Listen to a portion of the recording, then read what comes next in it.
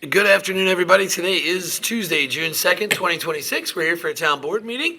And why don't we stand for a pledge of allegiance before we begin?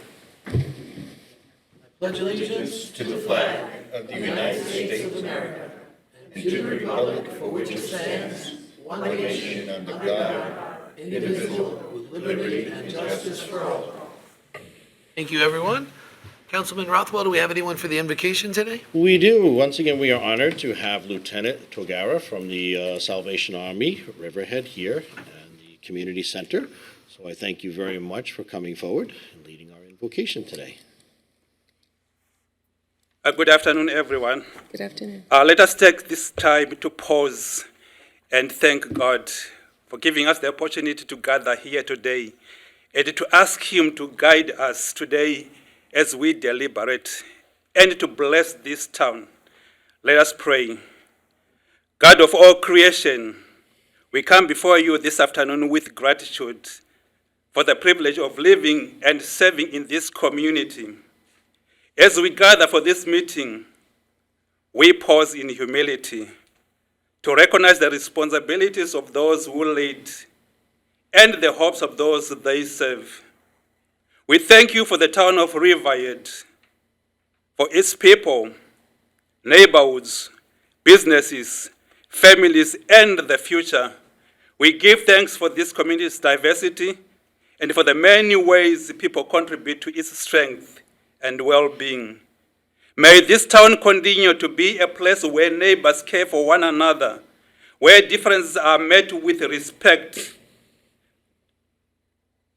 and where the common good is honored.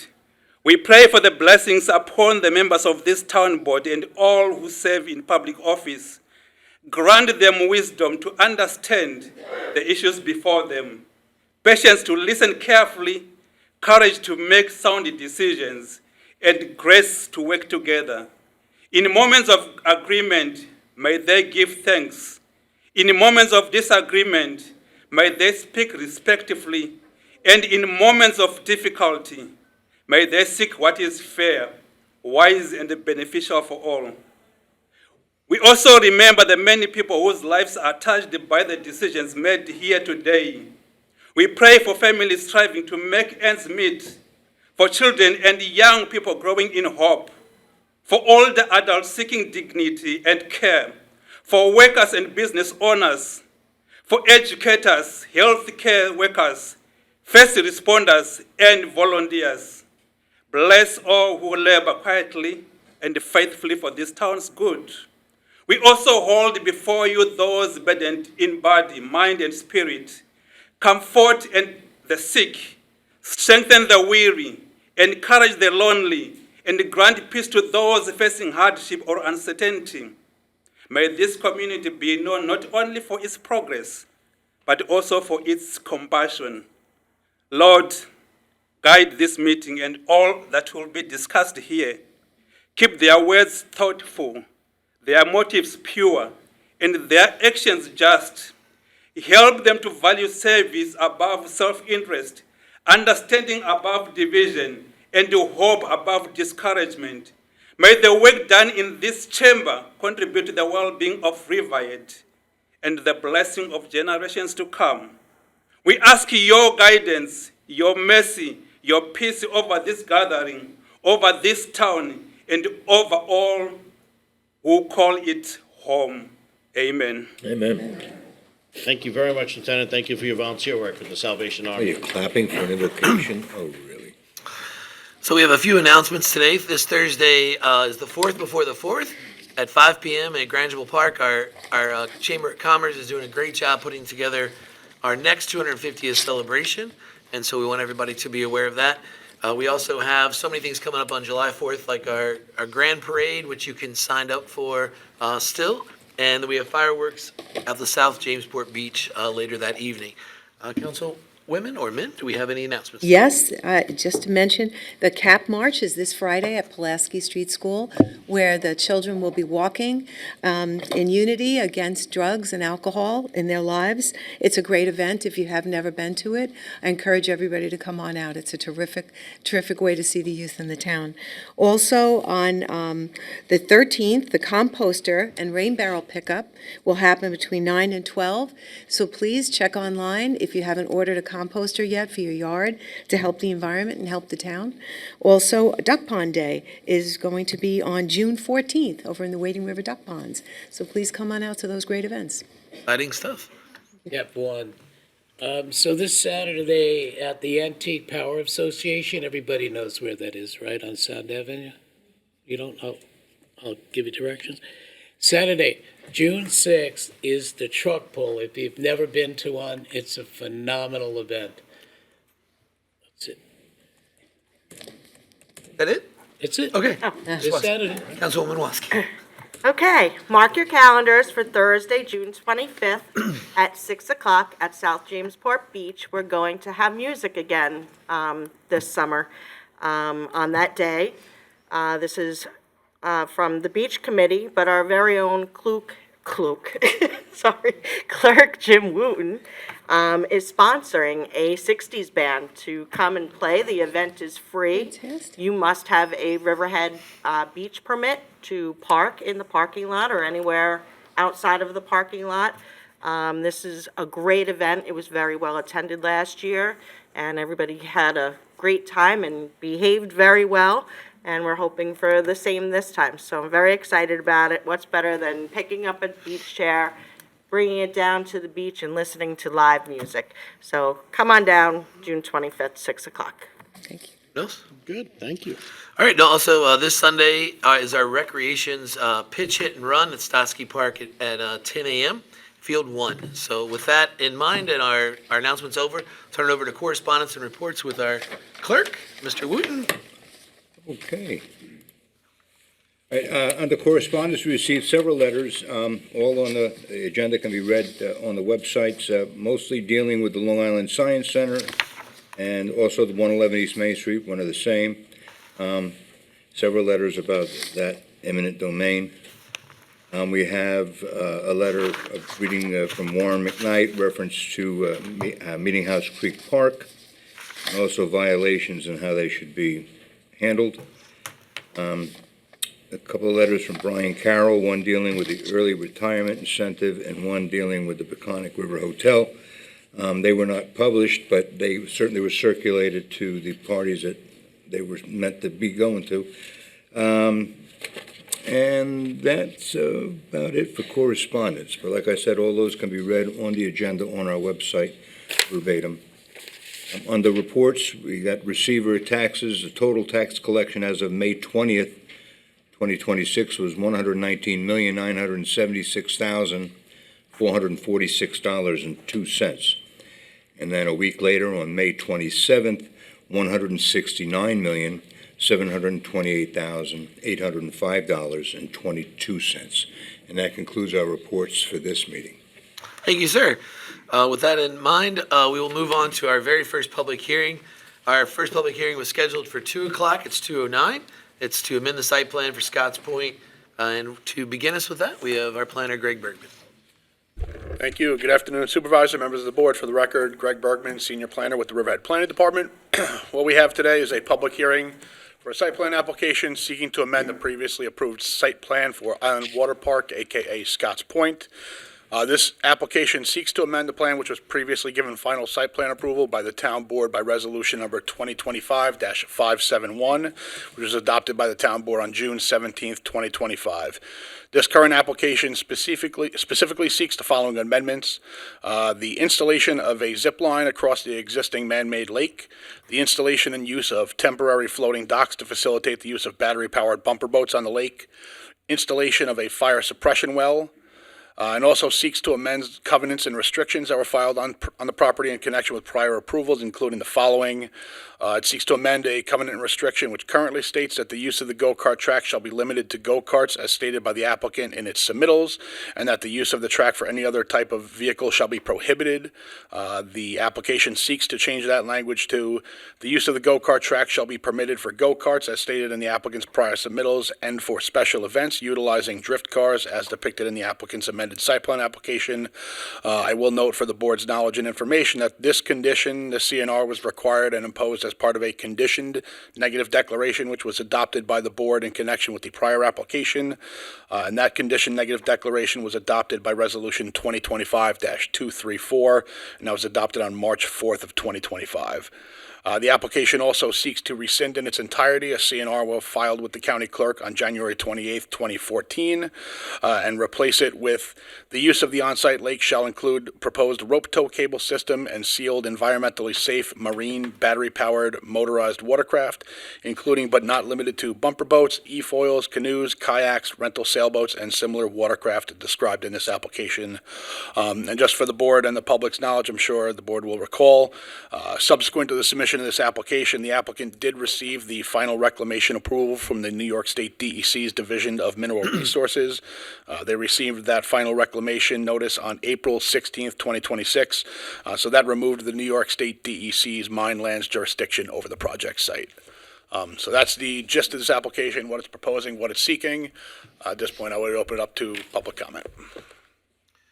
So remember, when you come up to speak during this time period, we ask that you speak specifically to this issue and this issue only. We'll have time for comments on other things that are on our agenda. Afternoon, Claudette Bianco, Baiting Hollow. I'm here today to urge the town board to deny the proposed amended site plan for Island Water Park, aka Scotts Point. The reasons couldn't be clearer. Just 1 year ago, a covenant was placed to avoid a lengthy, full environmental impact study on the condition that only go-karts were to be allowed on the track. All other vehicles are prohibited. This was not a suggestion, and Mr. Scott agreed to it. The purpose of the covenant is to protect environmental safety. Removing it obviously opens the door to untold activity and runs the risk of contamination. Both the town and the DEC cited this risk and warned about possible spillage entering surface waters. It's also a little incongruous to allow this possibility while we fight the Navy to clean up a massive plume of toxic chemicals in the groundwater left behind at EPCAL in virtually the same location. It just makes no sense to allow this. Since this project was built, Mr. Scott has consistently violated laws and town rules, allowing him to manipulate the legal requirements whenever it's inconvenient, eliminates the town's control, and overrides your authority. In this latest iteration of his site plan, I believe there's also a discrepancy. On page 11 of the full environmental assessment form under E2, Natural Resources on or near the project site, question G, are there any unique geological features on the project site? Mr. Scott checked yes and wrote man-made lake. In the very next question, HII, do any wetlands or other water bodies adjoin the project site? Mr. Scott checked no. Is this a mistake or obfuscation? The pernicious behavior exhibited by both Mr. Scott and project manager Mr. Myers makes clear their intentions. They are subtly maneuvering to slowly achieve their real goal of a fully functional racetrack, despite all obstacles, legal, environmental, and over the objections of the community. Allowing the use of pit bikes or vehicles of any kind on the track should never be approved under any circumstances. Even a special permit for limited special events runs the risk of potential contamination. Once that happens, it cannot be reversed. This is a sole source aquifer, our drinking water. There's no room for error. Thank you.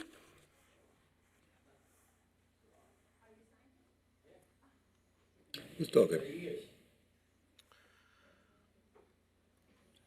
If you have something to share, we'd ask that you come to the podium and. of the FEA. Well, you're welcome to speak. Yeah. Just pull the mic up. Yep. Just name and, The two just things please, Name- name- just give your Oh, name I'm and. sorry, Ken Myers, Mhm. Lindenhurst, New York. Yep.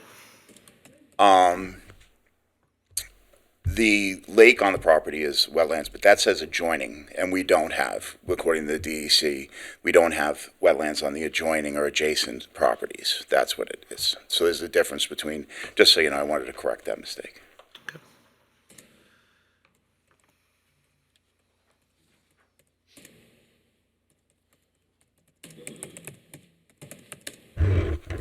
Hi, good afternoon, Supervisor and members of the Town Board. My name is Jen Hartnagel, and I'm speaking on behalf of the group for the East End. We had previously submitted comments and letters to the record regarding this application. I'm here today to ask that you do not approve the requested amendments to the covenants that limit the use of the track to goat carts. The overall development of this site has never received a comprehensive environmental review. It was built illegally, directly adjacent to a man-made lake, which is a direct conduit to our drinking water, your drinking water. Although we and many community members and civic organizations advocated for a complete environmental review of the site, the town board opted to adopt a condition negative declaration, utilize a covenant as a method of environmental mitigation to prevent contamination and degradation of the water in that lake. So I would like to read for the record the resolution that Greg noted before. It's the adopted negative declaration. It's 2 sentences. It's, quote, "The following conditions which are hereby imposed on the site plan to eliminate or mitigate any potentially significant adverse impacts on the environment. Number 2, the use of the track shall be limited to goat carts, etc." End quote. Town records include concerns registered by planning staff and the DEC about the track's potential to cause contamination in the lake. This is all over your town records, and this was given to you as a lead agency as your consideration in the approval of the last go-around. Fast forward to today, nothing has changed about the potential for the vehicles other than go-karts to impact the surface water quality. And so unless the town board as lead agency is willing to treat the environmental review process as simply a paperwork scheme, how will you justify moving forward with this request? Continually amending the size, scope, use, and magnitude of the uses on this site in separate site plan amendment applications segments the overall review process, and that's the exact opposite of what SECRA intends, and that's to look at the whole action. At some point, what's good for business is good for the town is not an acceptable mantra, especially when a natural resource that is shared by all of us and relied upon by all of us is jeopardized by the actions of one. Removing the covenant sets a terrible precedent. In this instance, it blatantly disregards the purpose and intent of the State Environmental Quality Review Act and places our shared resources at risk. So I ask that you not approve that portion of the amendment site plan application. Thank you.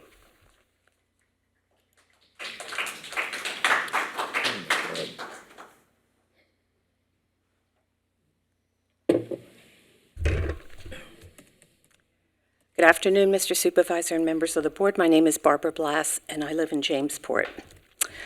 Although tempted to recap the sordid history of this application from town and state violations, stop work orders, Supreme Court action, other offenses, and blatant statements evidencing total disregard for the truth and the law on all levels, including seeker, in the interest of time, I'm skipping the details. That's something you don't hear me say often. If you do not take the most appropriate course of action and summarily deny the request to lift the filed covenants, please consider the following. Number 1, the prior application was approved in the context of a conditional negative declaration, and the prohibition against the use of automobiles was the foundation of that position. Thus, lifting this legally binding covenant is not a simple matter. 2, you cannot amend this site plan approval to remove a condition which supported your determination of non-significance without reopening seeker, issuing a positive deck, and commencing coordinated review with the other involved agencies. The expansion of use of automobiles is a major modification and introduces new, unmitigated adverse impacts not associated with the go-kart use, including noise, air quality, fugitive particles, release of petroleum fluids, runoff, vehicle accidents, and fire suppression. Number 3, these new impacts must be evaluated in an EIS. You need not take my word for it. The law is clear on the matter, and I cite Part 617.7D2. I won't read the text, but I'm sure counsel will provide it for you. With respect to the bumper boats, the prohibition of the use of motorized vehicles in the lake originated with the DEC and was a condition incorporated into earlier town site plan approval. The prohibition served as a mitigation measure to avoid contaminants from entering our drinking water again. The town cannot just remove this covenant without doing additional due diligence in the context of a broader environmental review.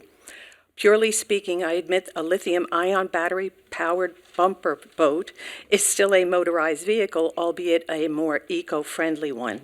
However, the use of lithium-ion battery-powered bumper boats on the lake has unique potential impacts, including health and safety hazards not previously evaluated, since as recently as 2024, the applicant stated they would not be utilized. Specific site plan and application deficiencies. Number one, no information has been provided on the type, make, or model of the batteries in the boats, nor has the industry fact sheet outlining the appropriate handling, use, storage, and disposal of spent batteries been provided.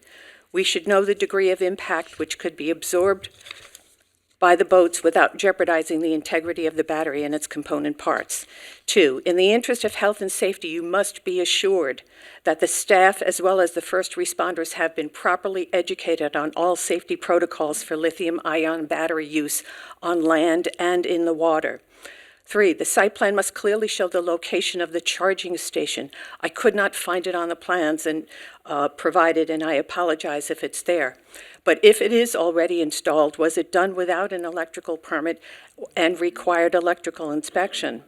Four, the applicant must provide demonstration of compliance with NFPA 610, the Guide for Emergency and Safe Operations at Motorsports Venues, as required by the Fire Marshal in his memo dated February 25th of 2025. Number five, the traffic and parking analysis must be updated. With the addition of pickleball courts, go-kart tracks, zip line, bumper boats, and other water attractions, and potential expanded track uses, the original allocation of 60 parking spaces for all outdoor recreational uses has not increased. The parking must also accommodate the staff per the anticipated job creation pledged to the IDA of several hundred full-time employees. Six, the last IDA application also stated an intent to host regional and national competitions for island water park activities. Additional information should be provided now on the nature and extent of these events to avoid further segmented review. Seven, when the introduction of new uses require a change in the water monitoring schedule and its parameters. Finally, it is incumbent upon you as lead agency to correct the tortured seeker record on this application. There has never been an environmental review evaluating the cumulative impacts of the whole action, including all the development that occurred without permits. Since day one, development has taken place on this site with complete disregard for the lawful process. You know it, and the applicant knows it. In compromising the integrity of the approval process, you have set a new low bar for compliance. This has to stop, and the time is now. Thank you for your time and attention.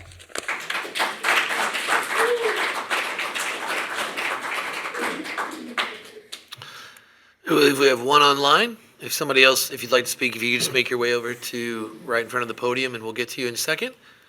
Bring the person up online.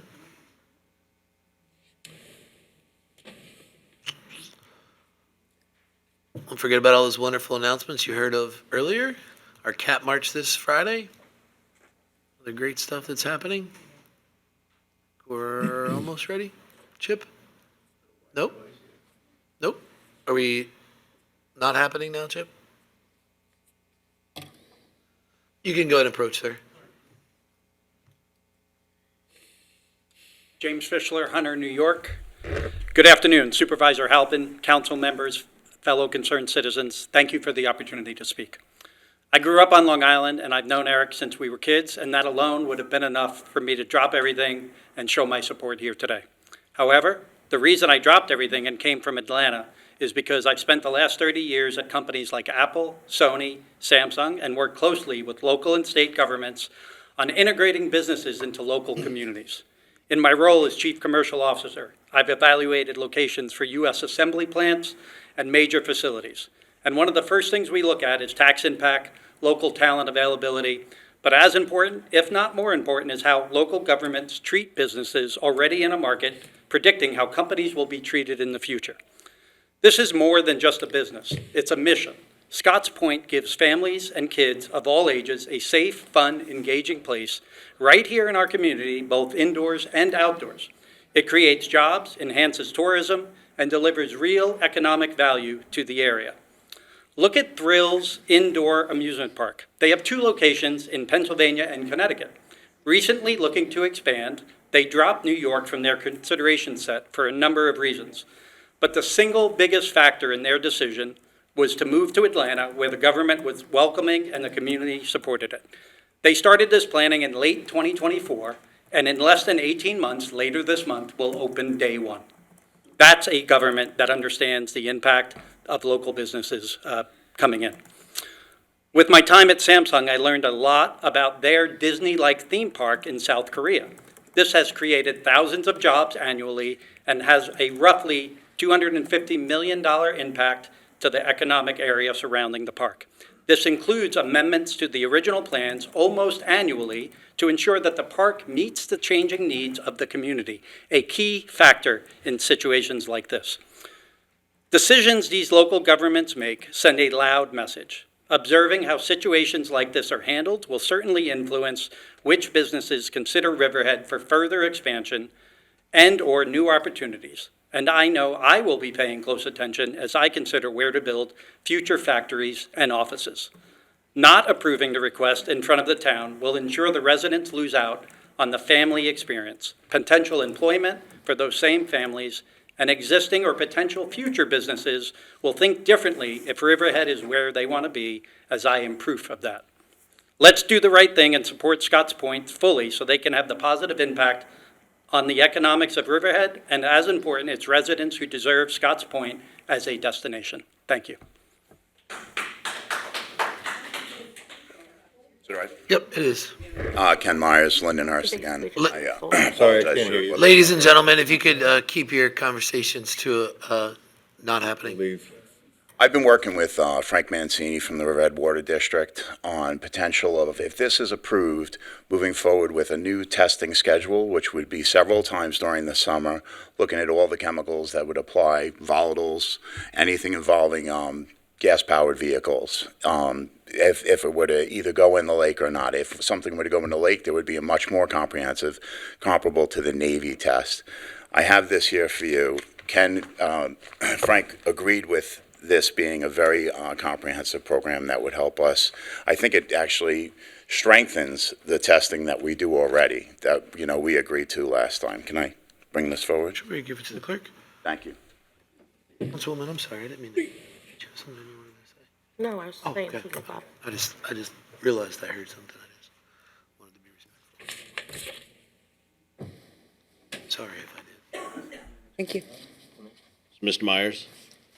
So just a clarification, I know you've been working close with Mr. Mancini from the Water District, but this application has different components, and so I think specifically, if I'm correct, that this additional testing would only proceed if we allowed the drifting at the park. The drifting specifically, And yeah. Specifically, that's where there is, the If that potential covenant will, gas-powered this vehicles. is to make sure that there's no concerns with that moving forward. And it would do it during the duration, even if there wasn't an incident, and if there's a higher level of testing, if there were an incident of any kind, whether there were a fire on the track, a spill, or some sort of an accident. Or, God forbid, which would never happen, a vehicle making its way into the water, which seems to be, would be impossible, but if that would ever happen. But also, can you tell us, because I know you do significant testing up there, and I think a lot of the testing you do is really to protect you Yeah. more than you don't have the contaminants, but we are watching, potentially a plume that's up at Calverton and its direction movements, and so those tests, a lot of them in place to protect you, but Tell us a little bit about, because I know you do additional water testing on a regular basis. The water Department of that's been pulled from the wells, both yours and ours and the lake specifically, which has been done by Long Island Analytics and by the New York State Health Department, is some of the cleanest water you're going to see in New York State. It's immaculate. It's drinking level water out of the lake right now. That is the way they test it. They were there. They just approved our bathing beach last week. And we're, again, singing the praises of how clean the water is. We've been in 3 years of operation now. That water is immaculate and remains that way. And we intend on keeping it that way. That's why I spoke with Frank about this, and he agreed with the program. I think you should speak to him. He knows about this better than anybody in this room. But that's why I think it's important to note that you do have regularly active monitoring taking place up there. We have to. Well. We watch the water coming into the site and leaving the site. That's what we have to do, because we all know there could be something evident happening in there that we don't know about. You guys have it on your end, but what if it would happen to us? Our water right now is immaculate, and our activities are going to keep it that way. There's nothing that we do to change that. Yes. That would be something from the past, and we're helping to safeguard that. We're not the problem. We're part of the solution. Yep. I think you've done a great job up there with that and watching you. that lake and high levels of clean water up there. I just want to make sure that people are aware that the contaminants and so forth that's outside the site. I don't even think they realize that the health department tests every 2 weeks. Yeah. And they test 6 weeks before the season begins. Yeah. It's constant, the testing, and it needs to be. We don't, we're a part of that process. So this report that you're putting forth, you're basically stating that should drifting be allowed, you would then allow additional testing. We would test, instead of biannually, we would test monthly during the summer. During the drifting season, monthly with that big test of all the volatiles, all those things that we're worried about. And then there's a much deeper, more intense test if there were to be an incident of any kind. And that would be at our expense. Perfect. All right. Thank you, guys. While you're up there, a question for you. So it's my understanding with electric boats, they are on aquifers throughout the state. Yes. So they're sitting on, they're operating. That's how they're used all throughout. Reservoirs, they're used by the DEC, they're used on Long I'm sorry, Island. aquifers, I meant to say reservoirs. Yes, drinking reservoirs, that's the standard. That is what is used. This is going forever. And we're not a drinking reservoir, we're road water. So I completely get it. No, I appreciate that. we're 30 feet down, we're not hundreds of feet down. It's a different thing. And these batteries are enclosed container, separated, so there's not The in protocols contact have with been any in place water forever. at all. The designs of the units themselves, the boats, all of these things are encased themselves. Then the batteries are uniquely encased with no liquid in them. They're just not designed the same way as their marine batteries. And I did last time, I don't know if I included it this time, I did provide the spec sheet. So I'm not sure why that didn't make it into their well-being, but I did provide you all a spec sheet last time I was here. No, I looked at it and I researched it. And look, electric-powered boats are proliferating It's the standard. on saltwater, on freshwater. So It's the I'm aware standard. of that. It's what people are doing. Yeah. And it's everything they do. In places where they have to dredge, that's where places where they don't even want to have any activity whatsoever, for whatever reason, that's what they use. Whether it's dredging for scientific studies, that's what they implement, those battery-powered equipment. Everything can convert to battery-powered. It's where the future is going. Thank you, Thank you, sir. Eric Scott, the owner of Scott's Point, AKA Island Water Park, Port Jeff, New York. I'm going to address fake news in a minute, but I want to go. I just heard truck pulls, but I didn't hear anybody complain about the truck pulls. That's pretty weird that they didn't complain about that. But if Eric was having truck pulls, I'll bet anything they would complain. But I don't care about the complainers. What I want to do is state facts and straighten out the fake news. We are not drinking water, not even close. When he says 30 feet, you go down on the south side of the property, it's 4 feet down. Everybody knows Artist Lake. If you don't, go take a ride by it. Cars can drive in there. There's no barriers, there's no nothing. That's the same water table as mine. There's nothing different. That water and my water, the same exact. That's only 2 feet down from Middle Country Road. Every leaking car leaks into Artist Lake, same water that fake news is complaining about. So with that being said, is my water comes back drinking water. Your swimming pool doesn't come back drinking water. Any family or kid that's left my place leaves with a smile. but we'll have people that don't enjoy fun try to ruin it for everybody. Now, to get to the drifter cars, 500 feet away from my property, you already gave it approval. And now you can say it's not by the water. Anybody with a brain will know it's easier to clean up a spill in water than it is in dirt or blacktop. Well, dirt, it seeps down. You have to keep going till you get to the core of it. Oil and gasoline. Gasoline evaporates because it's alcohol, which there's only 2 gallons of gas, 3 tops anyway. Oil, 4 quarts, floats to the top. You can clean it. But the biggest thing out of everything, you couldn't get a drifter cart in my lake if you were paid to get it in there. You would have to go in the parking lot that everybody drives in and drive it into the lake. So somebody could come in my parking lot and launch their car off and drive into the lake the same way they can in Artist Lake, the same way they can. And to get to this complaining about electric, every boat on the water has batteries, every single solitary one. But we're going to go and make up these. We want me to have to do another engineering, another environmental study like I've been doing for 30 years that they said I didn't do anything. And it's clear you have the battery type, but fake news comes, spreads these lies so people listen. You cannot come to my facility and not see we worry about the environment and our community. It's first class. We've never had the police called. We've never had a problem except for the people that create the problems. Every day they fly drones over us, complain, they do everything, and we're just trying to open a business. And to get back to their thing about the employment, how can we employ these people? We're at 10% capacity. I should have never opened up if I knew the town was going to welcome me. We were 3 years of open arms to get past all these hurdles, and we can blame it on Eric all we want. When's the last time Splish Splash? When I'm entertainment, I'm allowed to add these events and then make sure it meets the approvals. They turn this into this big old, to slow me down for somebody else's political gain. Whatever the reasons are, I could care less. Hopefully this board now understands the difference between right and wrong and understands that everything that they're trying to say with the batteries, with the drifter carts that go on 500 feet away from me, literally 500 feet, the corner of my property, I bet you it's less than 500. But we're doing it right there. But we'll complain about if Eric does it. They were doing go-karts, but Eric wasn't allowed to. Everything I do, a hurdle gets put there. And as James said, hopefully this regime understands the importance of bringing viable businesses for employment, to bring out-of-towners. We have a wakeboard tournament coming. We got people coming from Australia, California, Texas in the next 2 weeks. But somehow you guys turn Scotts Point into the villains. I don't care what they do. I do care what you 5 do. And hopefully you see the importance of us being in your community. Because I can tell you this, any other town would love to have us. There's no bad. Scotts Point doesn't bring any negative to a town except for people that will find negative in anything. And the next and final last thing is, we're opening up you guys talk about drugs. You're doing a drug thing for the kids. But we open up these drug dispensaries like the pizza places. I can't get 5 votes, yes.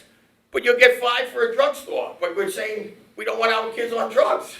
Well, I'm the place to keep the kids off of drugs. We put them in my place. All they do is they run, have fun, have a blast. They go go-karting, whatever. Our fate's in your hands. Hopefully you do the right thing.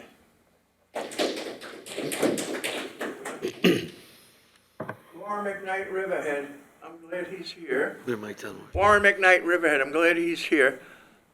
2/3 of the American families in this country have trouble paying their bills. In Riverhead, it's more like 80%. So I appeal to these people. This should benefit Riverhead people. So just any Riverhead person should get a discount. If they could drive there, they could got their sticker. If they could take a bus or a scoop bus there, they could do their identification.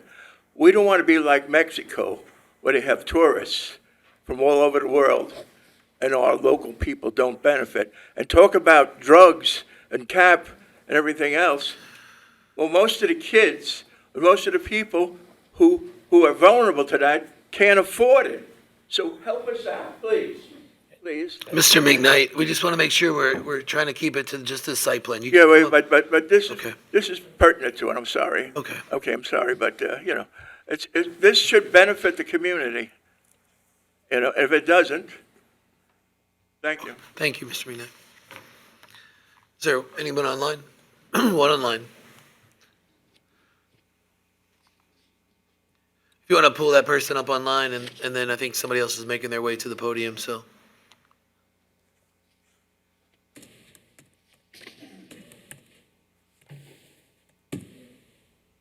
Good afternoon, Mike Foley, Reeves Park. Can you hear me okay? Yes, sir, we can. Thank you. It's very interesting to see this application come, as I can see, within a year of covenants being signed and a vote of 4-1 by the town board in favor of allowing forgiveness when Eric did not ask for permission, when he took down some trees to put up a pickleball court, made a second floor from storage to catering.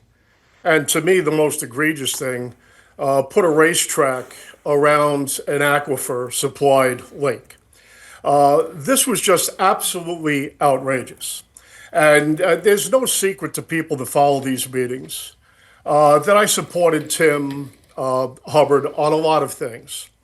This was one of the things that before I went to the microphone publicly to object to Tim voting in favor of allowing these three violations, not even giving us the respect to adhere to the process. Just, cutting down trees and putting up pickleball courts, converting a storage floor into catering, and putting a racetrack, a go-kart track, by an aquifer.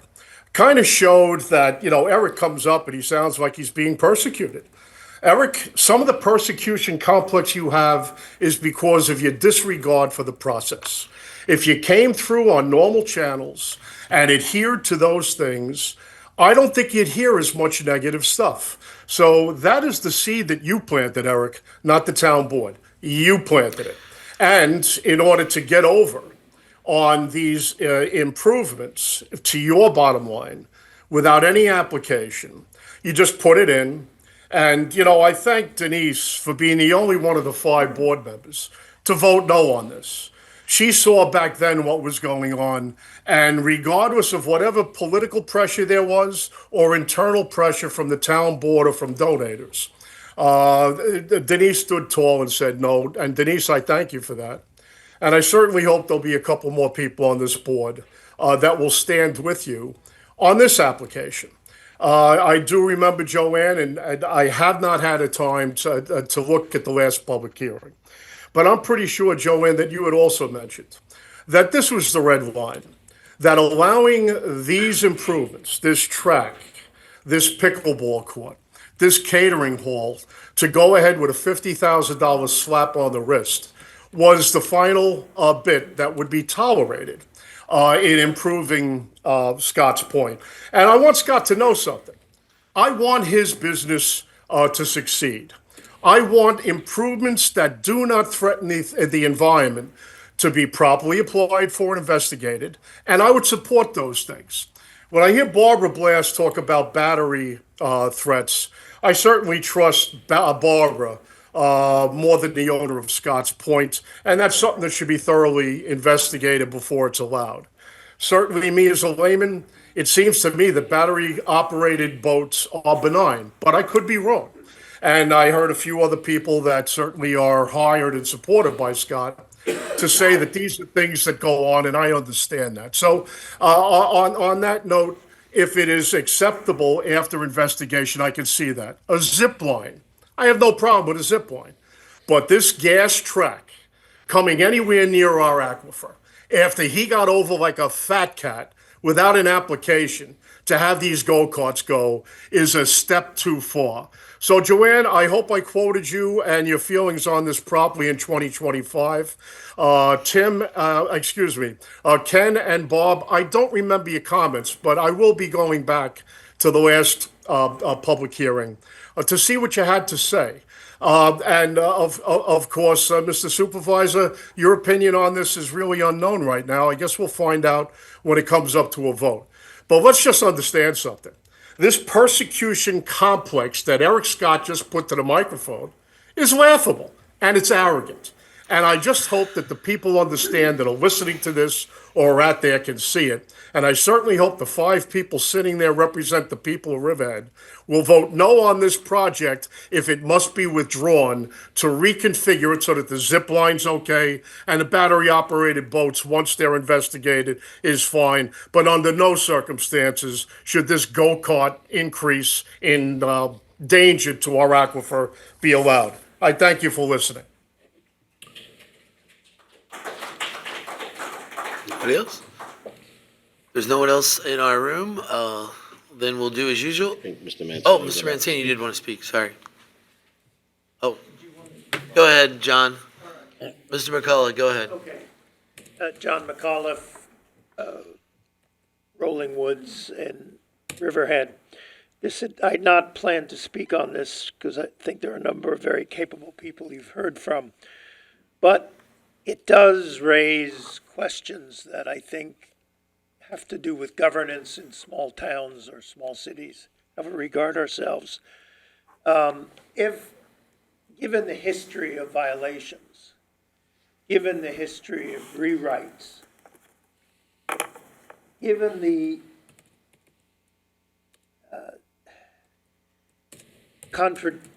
confrontations of the past, would we be here today if the applicant were not part of an in-group, not a campaign donor, not an ideologically aligned person? I mean, the characterization of fake news, we know where that language comes from.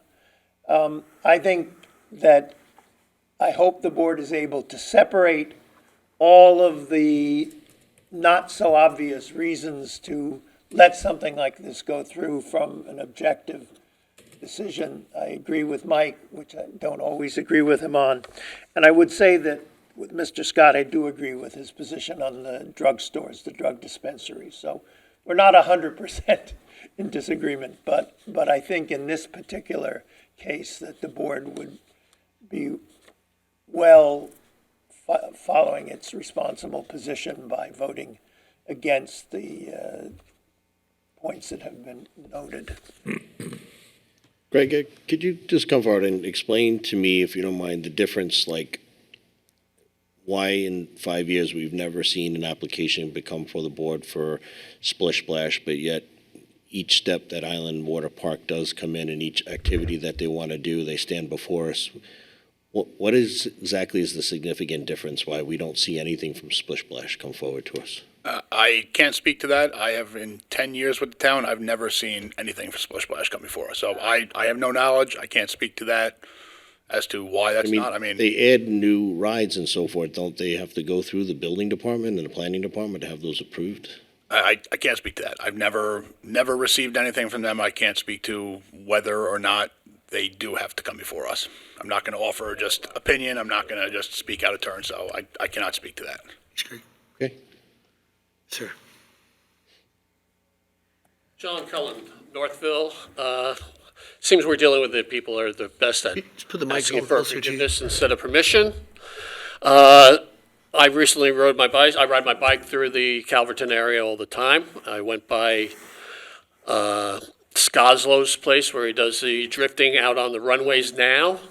I highly recommend that each of you take a ride down the runways where he does his drifting, because off the runway and into the dirt, you'll see fresh graded material, meaning a car went off the track. I've watched drifted racing on TV for 40 years. When it's on, I watch it. I enjoy watching it. Is there ever a wipeout during the drifting? Absolutely. Cars fall apart, they go rolling over. This is on an aquifer that was pretty much illegally built when he made the go-kart track. I'm totally against it, and I'm sure my old friend Richard Ampert would be 100% against it. Thank you for your time.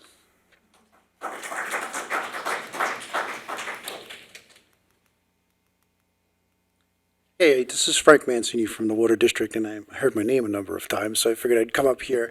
It is true that I've worked with Ken from Island Water Park for years at this point on mitigating concerns we have about contaminating groundwater in the area, because it is a very sensitive area for us. So I just want to remind everybody, they did agree to do more monitoring than any other project in Riverhead. In fact, any other project I've ever worked on in my career. Every other year, they sample the water quality for a complete list of every contaminant the water district is required to look for. So it gives us a really good baseline of what the current water quality is. And in this current arrangement, while the final deal will be worked out through the town attorney's office, if we sample, the best way to mitigate potential contamination is to constantly monitor it. So if they agree to sampling the lake on a monthly basis for the contaminants we've identified that we consider a risk, or that could come out of whatever the actions they're taking, that would be the highest level of monitoring that we could ask for. It was more than I originally asked for. And then I like the idea of an incident-related response. So if there's an incident, the car does go into the lake, catches on fire, there's a more extensive list that we would then look at. And I also remind everybody that in the business that I'm in, if our well gets impacted, I'm going to litigate the polluter and go after them for the cost of treatment. So these arrangements benefit both of us. It protects them, and it also protects the water district. So that's pretty much it. Right. Thank you, sir. Is there anybody else online? I don't believe there's anybody else in the room, so we'll leave this public hearing open for written comment for 10 days, as we do each and every one, and then after that. Our next public hearing is scheduled for 2:15. It is 2:51. The public hearing is to amend Chapter 213, Article 2, electric scooters, and I believe Councilor Hurley is here to guide us through that. Good afternoon, Deputy Town Attorney Danielle Hurley. I can't hear. There you go. Good? Okay. We're here today for a public hearing regarding the broadening of Town Code Chapter 213-11 to include bicycles with an electric assist. This amendment is based off of the Suffolk County's code, which was similarly adopted in April of 2026.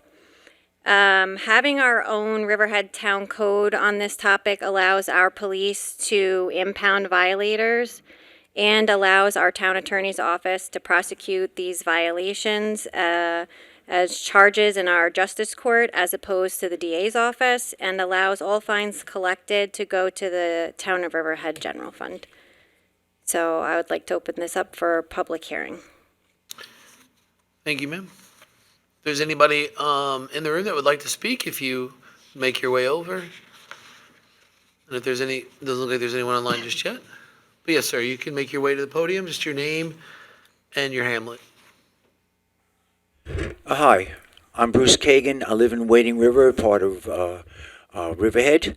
I am a chairperson of the Riverhead ATC, which is an advisory committee for things pedestrian and bicycle in the town. I am not speaking to you today as a voice for the ATC. I'm speaking to you as a concerned citizen, a bicyclist, and a teacher, so I've done some homework that I think you should know as our government when you rewrite or finalize your codes. Okay, first is that Suffolk County has expanded its e-bicycle code to include both Class 1 and Class 2 bicycles. They are electric assist. The only difference between a Class 1, I'm sorry. Can you just take your hand off the mic? I think they're having there you go. Perfect. Oh, I'm sorry. Okay. The only difference between a Class 1 and a Class 2 is that there's a lever on the handlebar that it allows the throttle, it's called a throttle, allows the machine to be operated by throttle in addition to pedal assist, where the electric comes in. Now, I was at Rocky Point Bicycles yesterday and said that people are gravitating towards the Class 2 because they are more user-friendly for those of us that are not as strong. To start a Class 1 pedal assist only bicycle, you need more balance and power. I'm a good bicyclist, but when I tried to start the Class 1 bicycle alone, I had to watch my balance, and it really took a lot more effort. When Rocky Point Cycles reconnected it by one little wire and made it a Class 2, it became almost effortless to get on and operate the Class 2. I bring this to you because Suffolk County has changed their permission, and now they permit both Class 1 and Class 2 bicycles. I've done some other homework that Massachusetts, Connecticut, Washington, D.C., and Maryland all allow Class 1 and Class 2 bicycles on in their parks. I was at the Cape Cod Bicycle Trail, and people are on with bicycles, electric bicycles. Class 1 and Class 2 are permitted on trails in these states because they make the bicycling more accessible to those that are, well, not quite as strong. I just want to say that they do not allow e-bicycles Class 1 or Class 2 on roads that are 30 miles an hour speed limit or more. These bicycles have the same engine, 750 watts, and they have a governance on their motors and speed. Both Class 1 and 2 are limited to 20 miles an hour. Class 3 allows the bicycle, even with the pedals and a motor assist, to go over 28 miles an hour. They're not legal in these areas, in these states. So basically, I just had to bring this to you that Class 2 is now being considered legal by Suffolk County in these states in parks. Suffolk County is not allowing either Class 1 or Class 2 e-bicycles on the North Shore Rails to Trail or in any park. So you as the municipality have the right to say, well, we're going to allow this in our park or parks because you have that right to do that. But I just wanted you to know that Cape Cod Bike Trail and other bike trails that are very challenging are allowing both Class 1 and Class 2. There's just a fine line, and one makes it easier for those that are a little physically or whatever. It's more user-friendly. I just had to bring that to your knowledge. Yes. No, I was going to ask Danielle to come up, and because I just want to address. I'm sorry, I didn't mean to interrupt. No, should I stay here or sit down? No, if you finished, I would. Yeah, I am finished. Okay. Thank you, sir. Yeah, Thank you very much, Thank Bruce, for your help. Thanks. Danielle, I know we worked together on this code. Yes. And if I'm not mistaken, we do have, in excess of 20 miles per hour, number one. Right. And the other thing that we worked on, and because I'm liaison to the ATC committee, was that the only way that you could get on, like the Vets, the trail and Vets Park is if you were handicapped. Well, so. I think, just correct me, I'll let you finish it Yes. up. So let me explain. So yes, that's correct. No, the code states in B, no person shall operate a bicycle with an electric assist in excess of 20 miles per hour. So that's similar to what was stated. There is no regulation against e-bikes on the Vets Memorial Trail. The only thing that is not permitted are electric scooters. So Class 1 and 2 are allowed on the bike trail. Yeah, I think we need to look at that because initially, I think that was for people, for handicapped people. Well, people who are handicapped would be covered under the ADA, so they would be allowed to use those items. That's what I'm saying. Yes, they are still. Yes. Okay. allowed. In general, it was senior citizens that use that trail on an everyday basis that perhaps can't, cycle a full 9 miles and want to do the loop. The e-bike does assist our senior citizens to be able to get out. You're right there by, Fresh Pond Avenue, we have two large senior citizen communities that do bike up to Veterans Memorial Park, and they enter that, and they do that trail. And they just did not want to be limited to not be able to use that. It's a much safer ride, obviously, to be in an enclosed environment at the Upcal 9-mile trail than for them to be out, on the main streets and thoroughfares with traffic. So that was our concern, and the last time that we made this presentation was to make sure that we're giving seniors the opportunity to still utilize the bike trail. Yes. And it's limited on the speed and other things to keep it safe. It's not an open, Yes, that's correct. The first draft allowed only Class 1 on the trail, and then we brought the topic to work session, and those concerns were raised, and it was changed to allow Class 1 and 2 on the trail. And I think exactly what I believe Mr. Kagan was speaking about. It does seem to assist seniors a little bit better on the Class 2. Thank you, Danielle. All right. Is there anybody else in the room that would like to speak? We have no one online. So, if anyone else to speak, so we will keep this public hearing open for public comment for the next 10 days, and it'll be closed at that time as we look at it. So with that, we will end our section of public hearings. We'll move on to resolutions, and this time we'll take comments from the public on just our resolutions. Again, there's a 3-minute time period. We ask that you adhere to that for your neighbors and friends, and that you stick to only the resolutions incoming. If you could say your name, where you're from, and then also if you could please state which resolution you're speaking directly to. That would be greatly appreciated, and we will open the floor to that. All right. Anyone online? No one online?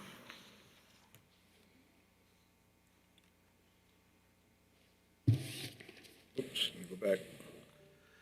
Still getting up. John McAuliffe, Rolling Woods. This was what I had come intending to speak on. Is there anyone here from the Science Center? Can you just tell us what resolution is and speak towards us? Okay, sure. The resolution is 27 concerning the Long Island Science Center. So is there anyone here? Oh, John, I'm sorry. If you just need to speak towards us, I don't know the word. Sure. No, I'm just turning to see if there's anyone here from the Science Center to will you just present their case. give us your Okay, comments? I mean, I have a view of this, but I know that at the hearing that they did not contribute their views because their attorney had told them not to do that, and I find that odd advice, but that's between them and their attorney. And if that's also the case that they're not in this discussion, I think that's unfortunate, but I'm not a lawyer, I don't know.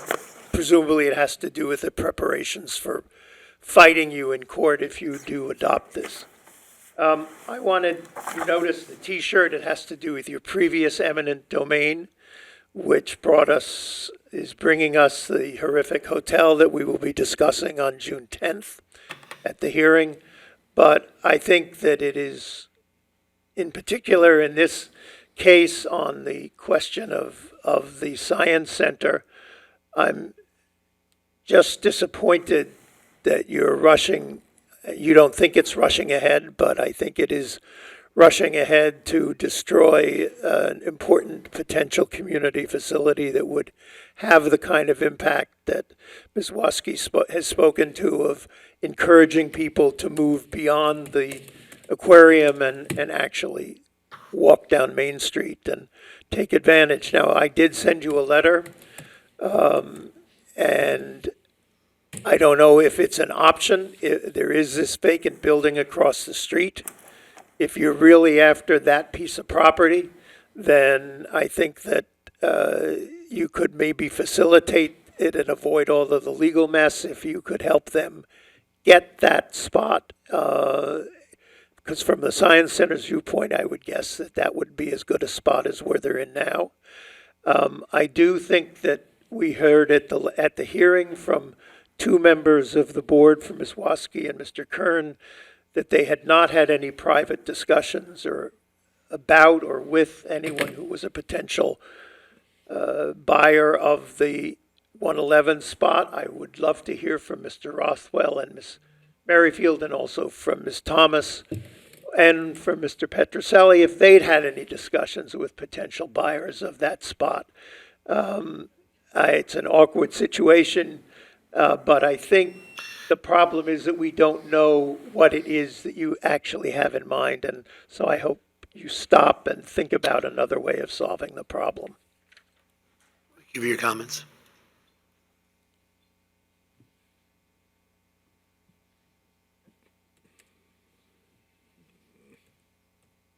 So happy to be here. Cindy Clifford, Riverhead. That you had 90 days to review the public input, but posted this item on the agenda, number 553, before the public comment period closed, seems a little out of line. You are apparently going to be voting today whether or not to take the Long Island Science Center property, but no one still is saying what could possibly cost taxpayers.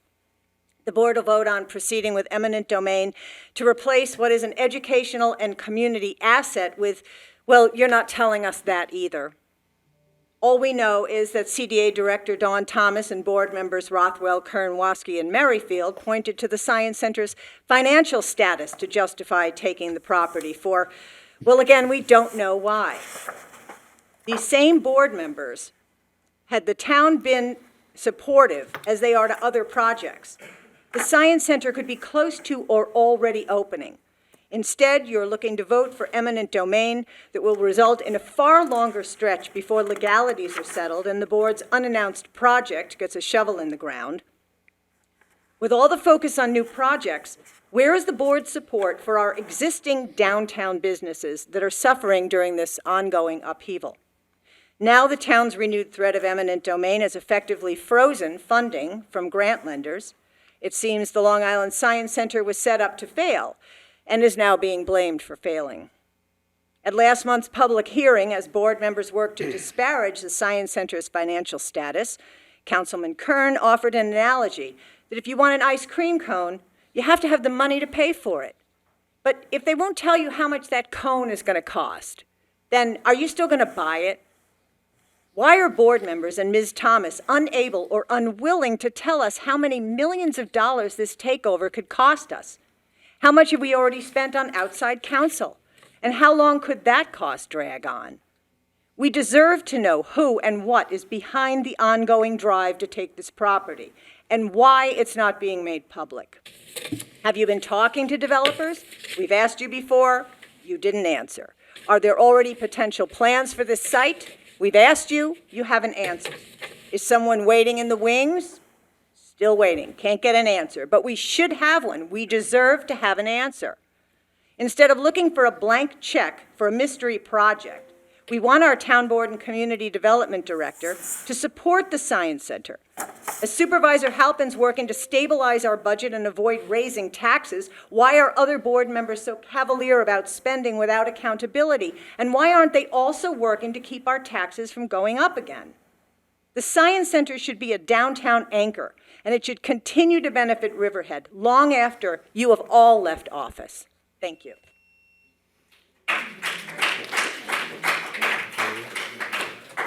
If you want to pull the one up online, that would be great. And if you're in the room and you'd like to speak, if you just make your way to the side so we know you're there.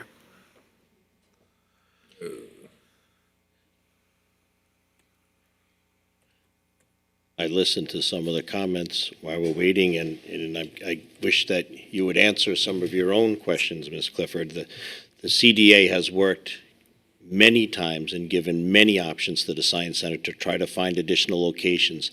There are open locations right now down Main Street, that they can move to.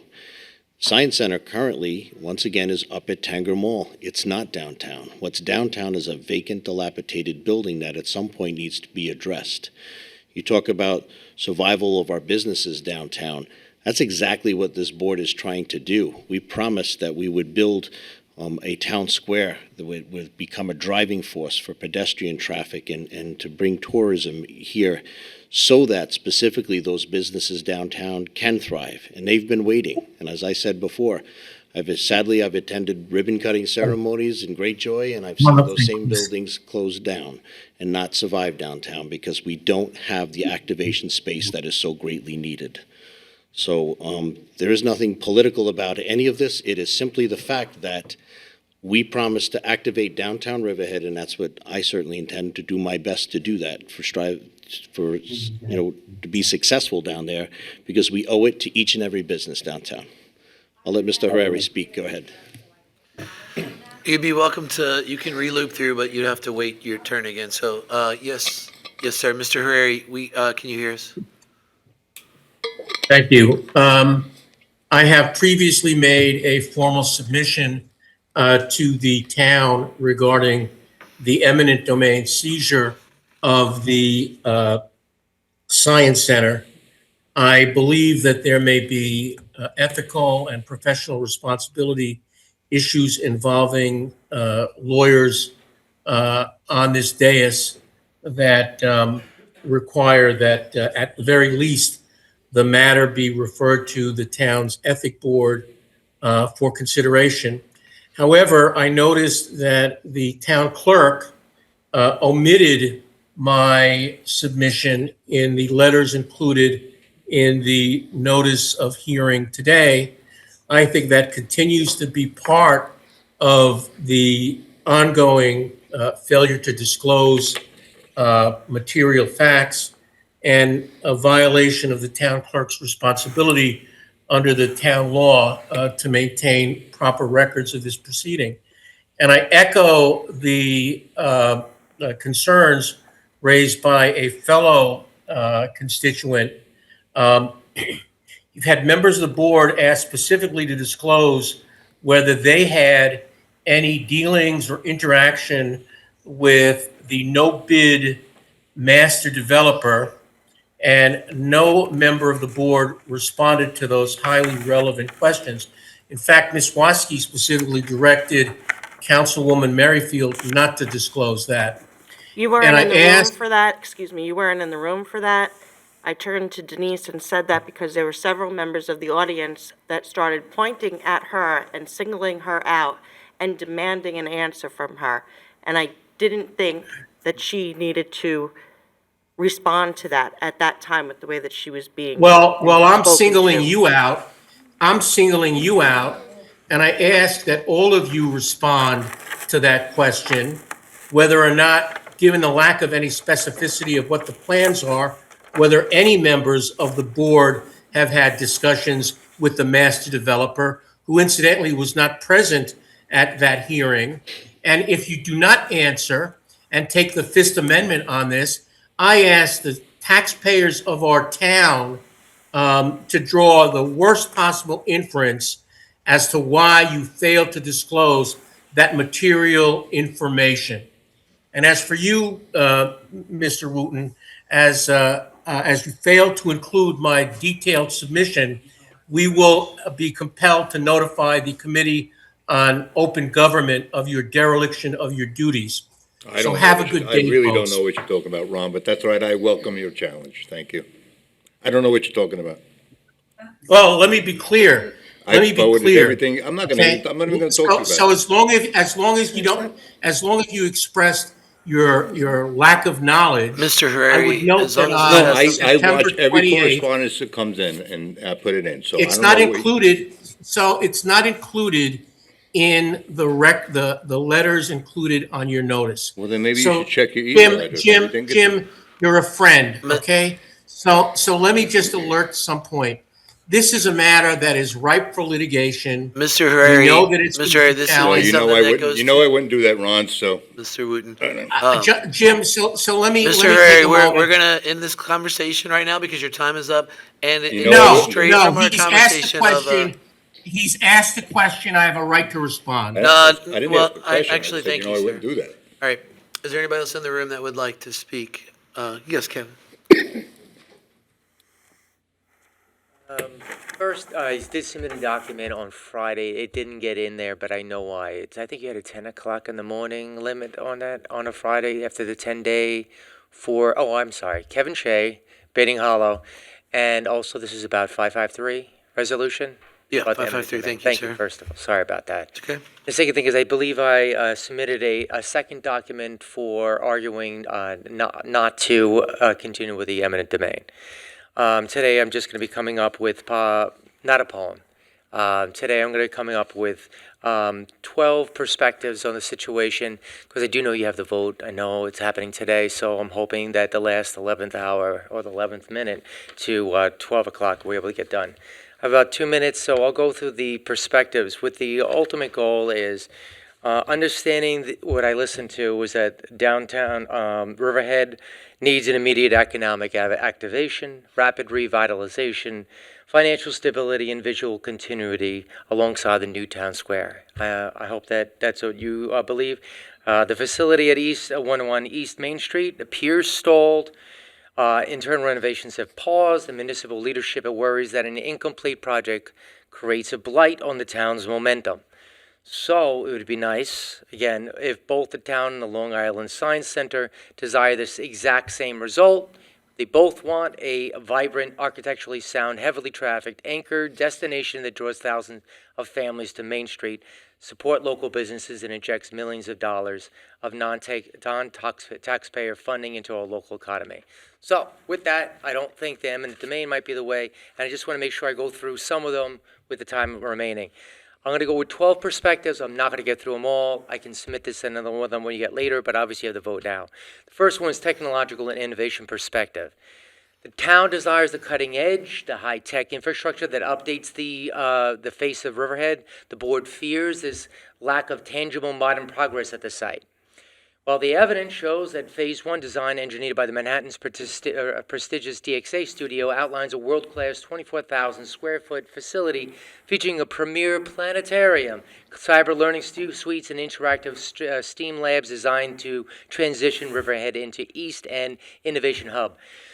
The workaround is, rather than initiating an eminent domain proceeding that freezes all the technological growth during the years of court battles, the town can celebrate this private innovation. Embracing LISC fulfills the technological mandate without drawing a single cent from municipal IT or infrastructure budgets.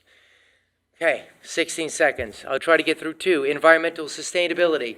Town board has raised explicit concerns regarding the flooding, the environmental compliance, and the local water table along the Peconic River corridor. So, the evidence shows that the LLC is designed this facility enclosed careful. Stop? Yes, thank you, sir. All right, Stop. guys, sorry. Thank you. No time.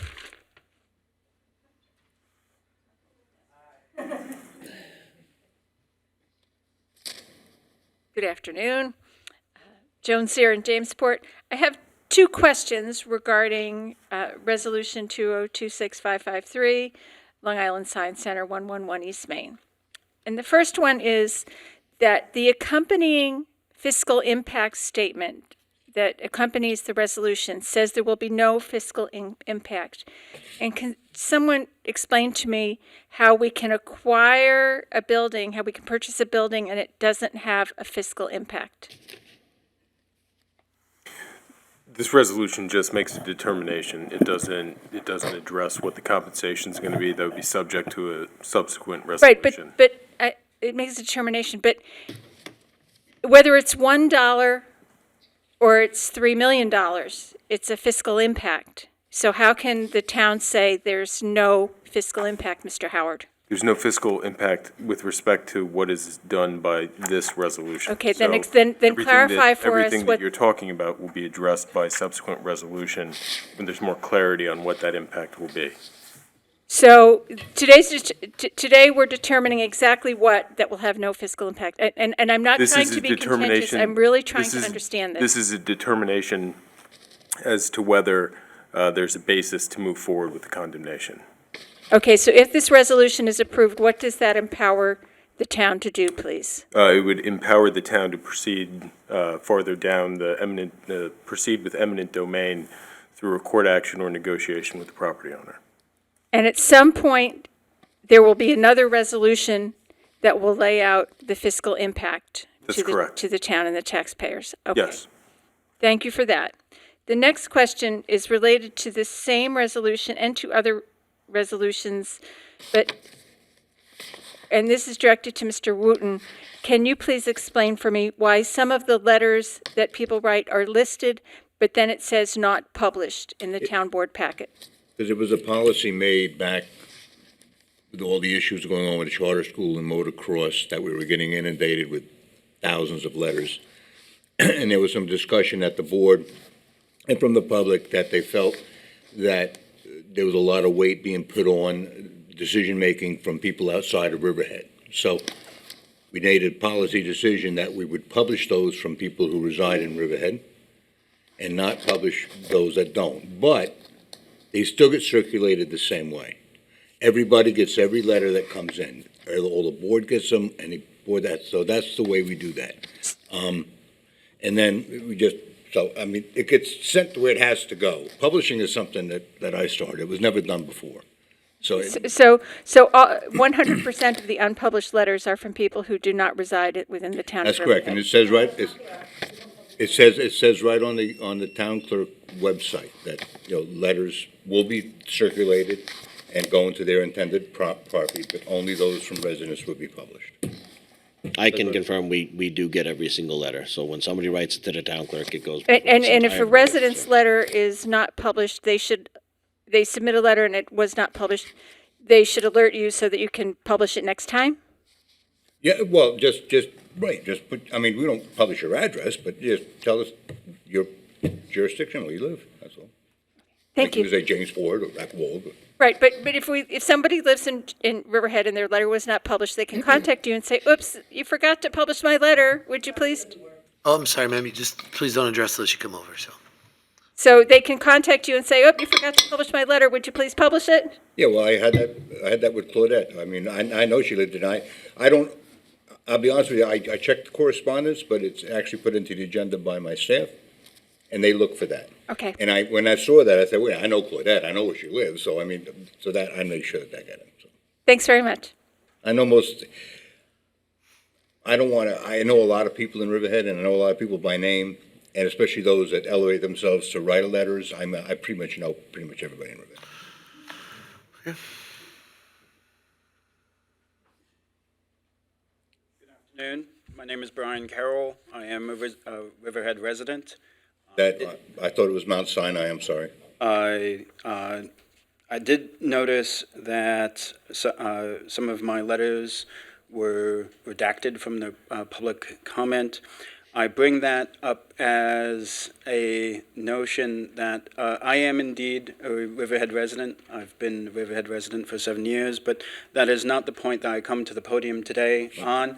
I come to the podium on because the resolution 553 seems to be materially deficient in that the resolution is silent on alternatives, as well as it's a response to Section 204B3, which not only misses the compensation acknowledgement, references to the obligation under Article 3, and no indication of appraisal or if one is planned or one exists. Additionally, I would like to bring to the fact that there is no statement within that resolution requiring the town attorney's office to proceed with settlement conference or with action of the board. So I raise those because this silence of it is not being considered. Thank you.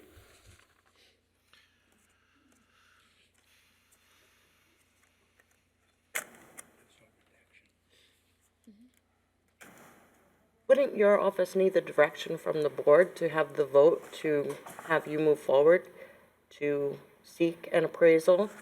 Yes. That's the entire purpose of what this resolution is about. Yeah, and so we did that previously. We did that last year by resolution. Mm-hmm. We authorized retaining Mr. Eisler to proceed with eminent domain and going through the process. So that's already there, and then the appraisal is also there. Also, as to the points raised, I'm comfortable with the way the resolution's drafted. I added it, I reviewed it last night or before the final cutoff for publishing the final packet, and I added some of the more procedural requirements that weren't in the original draft. I was out Thursday and Friday last week, so I didn't get a chance to review it until yesterday. Thank you, sir. John Cullen, Northville again. 553. As I read the resolution here, right at the very end, it says, "A place for learning." I kind of know how this board's going to vote on this issue today, but a place for learning is something that would be great in downtown Riverhead. Another hotel, another building, it's going to be the same for Riverhead as is. I've seen Ben and Jerry's turn over 4 times in the last 5 years. I've seen the restaurants turn over left and right because they just can't make it. I think you need to get people into town, kids into town. A place for learning would be wanted in town versus something else. Thank you. I agree. I agree.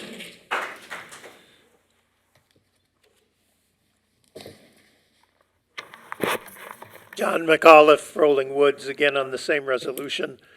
Mr. Rothwell, I was the person who raised the question of alternative sites. Your response on alternative sites is reminiscent of the game that was played with Crafted. Oh, there's another site you can go. Well, what we found in the Crafted experience was that, yeah, potentially, but it was much more expensive, it wasn't viable, and they certainly didn't receive any help from the board at the time. The question is a practical one. If you want to avoid going to court, then the question is whether you can help facilitate an exchange of property that would allow you to get to the property you want. On that property, I hope that the board would pledge that whoever then is your private investor that you want to hand it over to or sell to is restricted on height. Mr. McCullough, we're not here to talk about the future of it. We're just talking about the eminent domain of this All right, property. well, I'm talking about eminent domain, that the eminent domain should not go forward unless there is a pledge that nothing over 2 stories will go into that space. Otherwise, we perpetuate the horrific 5-story destruction of downtown Riverhead. The Science Center plan was more than 2 stories. No, It was a it's planetarium on the top. 2 John. stories with the planetarium, and Pretty tall the building. planetarium was a very special feature, and I think that would have come up for discussion. But I think the principle we've already destroyed much of the downtown Riverhead historic character, putting in 5-story buildings. This is a place to stop, is not to continue moving west along Main Street with an additional 5-story building, which, if you go back to the early Petroselli proposal, Petroselli had in mind putting another big building on that side of the square. So I think a pledge to go forward on eminent domain with no intention of putting another 5-story in that would be something that people would appreciate. Yes, sir. Togara from Riverhead about the eminent domain. I specifically asked last week, at the last meeting, if there was an appraisal done on this property to give us some idea of what this was going to cost us. And Mr. Rothwell, you specifically told me there was no sense spending money on an appraisal until you had the authorization to do the eminent domain, and Mr. Howard That's correct. reinforced that.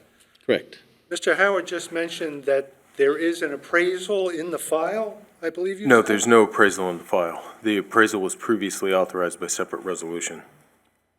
But we haven't done that. It was unless- authorized to be done, but hasn't been done. No, it's not complete. Okay, thank you.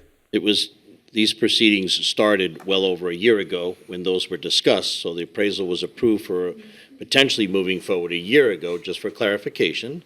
And we did not take that action because we gave the Science Center an entire year to develop their program and to open, which they have not done. So in fairness, now we need to recap, regroup, and see if there is in fact support here, whether or not to proceed with eminent domain. But we wouldn't go out and spend money on appraisal if there was not a majority of the board at any point not supporting eminent domain on this particular project. So that is the right way to do things. We don't spend unless, it's approved. And what would an estimate of an appraisal cost? Are we talking $1,000, $5,000? I don't have the answer to what on that. Appraisal of a commercial property is probably a couple thousand, Couple $1,000? at least. And you don't think it was prudent before you came forward and decided To spend money on appraisal, if the town board was not going to move forward with eminent domain, would be wasting, whether it's $1,000 or it's $10. I work for the taxpayer. So what the potential cost is for this property is of no relevance in your decision? Whether it's $1 No, it million absolutely or is. $5 million? No, we intend to, any money that we put into it, whether it be the purchase of the property, the appraisal, if any cleanup, anything that needs to be done would be calculated and put in to a new sale price to recapture any money spent. So that in the end, just as we've done on the other projects on Main Street, where the funds were replaced. So sometimes we have to move forward with the spending, knowing that, on the market, we'll get that money back. But that's the goal. We're not going to purchase it more and sell it for less, so the appraisal will give the guidance in that. And again, as I said last time, I'm ignorant to these processes, but it seems to me, outside of the legalities and the legal steps, you as the board are telling the townspeople, we're going to cut a check that's our money, and we don't know what size that check is going to be, and we don't even think it's prudent to have an idea of how big that check will be before we decide to take someone else's property, to forcefully take someone else's property, and we don't feel a responsibility to tell the taxpayers a ballpark of what that number could be. Do I have that correct? No, I think we're not at that stage yet. So this begins the legal process to determine that. So- And then there will be an appraisal, and we'll evaluate it as we go along. But this You're not at is that the beginning. stage, but you're shutting down the Long Island Science Center. We're not shutting down the Lion Science. you The Lion absolutely are. Science It's a Center is practical currently matter. up You at the Tango absolutely Mall. are. No, it's up at the Tango Mall, and they're not No. open all the time, but you can make an appointment. You know and everybody. You can go and visit the Okay, Tango. you We're know talking about a everybody wants it on vacant Main building. Street. You know that's what they want. But they haven't done it. What they want, action speaks louder than words, sir. Okay. So it's your right as the 5 members of the town board Mr. Tugger, I'm just going to give you like 10 to seconds. You legally need to wrap take up. someone else's property on our check and not even tell us whether it's $1 million or $5 million. It's insane.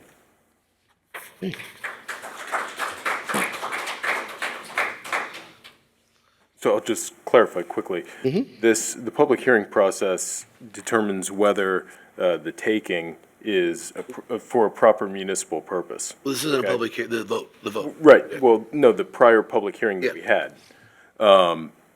Thereafter, if the town board determines that taking the property does serve a proper municipal purpose, it's then incumbent upon the town board to justly compensate the property owner. Part of determining what just compensation is requires getting an appraisal. That would be what occurs next, should the resolution be adopted. Are there any other comments on resolutions at all? There's one online.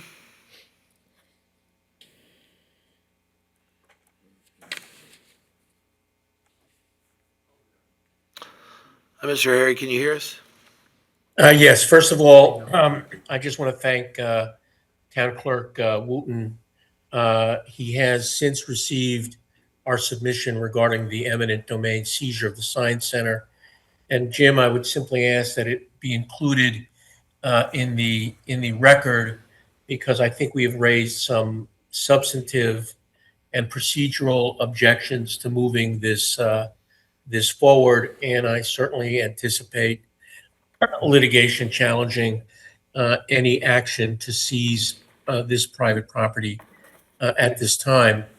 And I also would like to highlight what I think is a clear misstatement by Councilman Rothwell, who represented to the constituents at the last board meeting that the town has been made whole in connection with the multi-million-dollar crafted building. In fact, the town hasn't been made whole. There has been no closing on that. The closing has been delayed for months and months and months.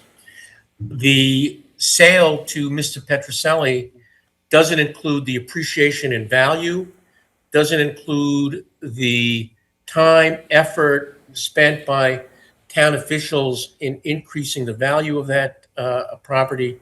So your statement, your representation of the constituents was a falsehood, and we deserve an apology. And what I am extremely concerned is with the drastic lack of transparency in this deal, we may see, particularly in light of the board members' refusal to explain whether they had any communications with Mr. Petroselli, who was absent from the last hearing, or any other developer, whether we will see another no-bid giveaway of taxpayers' assets to a member of the Friends and Family Network in another backroom deal. Thank you. Mr. Herrera, your comments are, once again, incorrect. We have put out and we have associated all costs with the transfer of the property. When we expect to close imminent, and in the interim, we are collecting $17,000 a month rent on the property, so we're covering our expenses. So it's not costing the taxpayers money. It was an investment overall downtown, and the money was essentially be fully reimbursed from the buyer and developer. So I can debate it with you, but that's accurate. Well, I'm happy to debate it with you, sir. I was persistent just to through clarify, the entire process to make sure that we were getting everything that we put into it, we were getting it back, and we have, and will. Yeah, so just to clarify, real estate on the East End has increased by 50 to 60% over the same period. Certainly, you even getting something back if and when you have a closing, if the investors don't bail because there's no parking for this proposed hotel, is speculation. And you haven't accounted, A, for the appreciation in value, nor the value of the able work of Dawn Thomas and her staff in working on this project to increase its value. As long as the taxpayers are protected, I'm perfectly fine with it. And I might even be perfectly fine with Mr. Petroselli working on the project in a transparent, open process. But unfortunately, that is not what we've had here. So thank you, and maybe in the future we'll address this lack of transparency concern that I continue to have with everything that's going on. But again, thank you, Jim. Just to remind everyone that I certainly believe there will be extensive litigation in the future regarding this. And because we've raised... Mr. Harry, we are out of time. We'll let you go a minute and a half over. So thank you for your comments. We just are way over on your time there. So is anybody else in the room, if you'd like to come up to the podium? Doesn't look like it. So we will close our comments on our resolution. Just, sir, if you just come to the... I'm sorry, board. Kevin Shea, Baiting Hollow. The next thing I'm going to try to argue again on is trying to halt the stop work order and not continue on with the eminent domain. And the argument I'm going to use is a biased economic study. So that would be the my perspective. So it goes. The administrative momentum to bypass the LISC for DRI funding and shift towards condemnation was steered by the local planning committee, co-chair David Capel and CDA director Dawn Thomas, which was heavily reliant on the 2021 Street Sense economic study. If for the other people, you guys may know, David Capel, who is widely recognized across Long Island for utilizing the condemnation as an aggressive primary tool for municipal development, notably seen in the historic Greenport waterfront park seizure. While effective for the cleared shipyards, applying this aggressive framework to an active asset-based, asset-backed educational nonprofit relies entirely on a flawed, hyper-commercialized data of the Street Sense study. Critics, community advocates, and urban planners arguing on behalf of the Long Island Science Center point out that the 2021 Street Sense Economic Study is built upon classic retail consulting, structural biases, and logical fallacies. While the study is standard for commercial real estate forecasting, applying it to its narrow framework to a mixed public-private square created several significant analytical flaws. There are 4 of them. I'm going to try to get through at least a couple. We'll start with the monetization bias. The most prominent flaw in the study is its inherent selection bias toward direct sales tax generation over non-monetized community value. The flaw in this is that the algorithmic models utilized by retail consulting firms are optimized exclusively to calculate highest and best use through direct sales tax generation. That's nightly hotel room rates, restaurant checks, and retail sales per square foot. This model treats cultural institutions, museums, and civic spaces as dead weight or low-value properties because they do not generate immediate sales tax. It completely lacks the indicators to measure the qualitative economic ripple effect of an educational anchor, specifically how a world-class digital planetarium pulls multi-generational family foot traffic into downtown Riverhead, distributing consumer spending across multiple local shops, restaurants, and parking corridors. I have 9 seconds. I will not complete the others. They were submitted in for your review by your direct email as well into it for the public record. Thank you.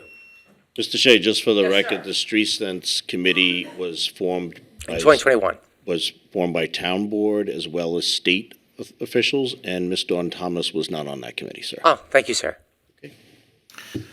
So with that said, thank you for everyone for your comments on our resolutions. We don't have anyone online, so we will move at this time to our town clerk, Mr. Wooten, to walk us through our resolutions. Okay, our first resolution is resolution number 527. Authorizes removal of fixed assets. So moved. Second. Vote, please. Waski? Yes. Merrifield? Yes. Kern? Yes. Rothwell? Yes. Halpin? Yes. That resolution is adopted. Resolution number 528. Ratifies acceptance of donation of plants from Gabrielson's Country Plant Farm, May 2026. So moved. Seconded. Vote, please. Waski? Yes, thank you. Merrifield? Yes, thank you. Kern? Yes. Rothwell? Thank you. Yes. And Halpin. Thank you, yes. Resolution is adopted. Resolution number 529. Accepts the donation of the use of a marine barge to the town of Riverhead for the America 250 fireworks show. So moved. Seconded. Vote, please. Waski? This needs to be amended. It's John Reeve. There's no S, there's no senior, no junior, just John Reeve. Yeah, you brought that up. Yeah, you brought that up at work session. Didn't get caught. So we need to make a motion to amend. Make a motion to amend? Okay, and I'll second it. Yeah. Okay. There you go. Okay, so I'll read it as amended then. It doesn't change the name. Accept the donation of the use of marine barge to the town of Riverhead for the America 250 fireworks show as amended. Seconded. Vote, please. Okay. Waski? Yes, as amended. Thanks, John. Merrifield? Yes, thank you very much. Kern? Thank you, John. Yes, as amended. Rothwell? Thank you, John. Yes. And Halpin. Thank you, and yes. Resolution is adopted as amended. Resolution number 530. Ratifies authorization of the acceptance of donations from Peconic Hockey Foundation. So moved. Seconded. Vote, please. Waski? Yes, thank you. Merrifield? Yes, thank you very much. Kern? Yes, thank you. Rothwell? Yes, thank you. Halpin. Yes. Resolution is adopted. Resolution number 531. Appoint seasonal personnel to the Recreation Department. So moved. Second. Vote, please. Waski? Yes. Merrifield? Yes. Kern? Yes. Rothwell? Yes. Halpin. Yes, sir. Resolution is adopted. Resolution 532.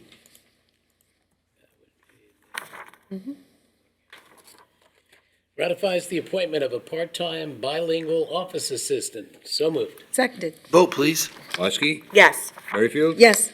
Kern? Yes. Rothwell? Yes. Halpin? Yes, sir.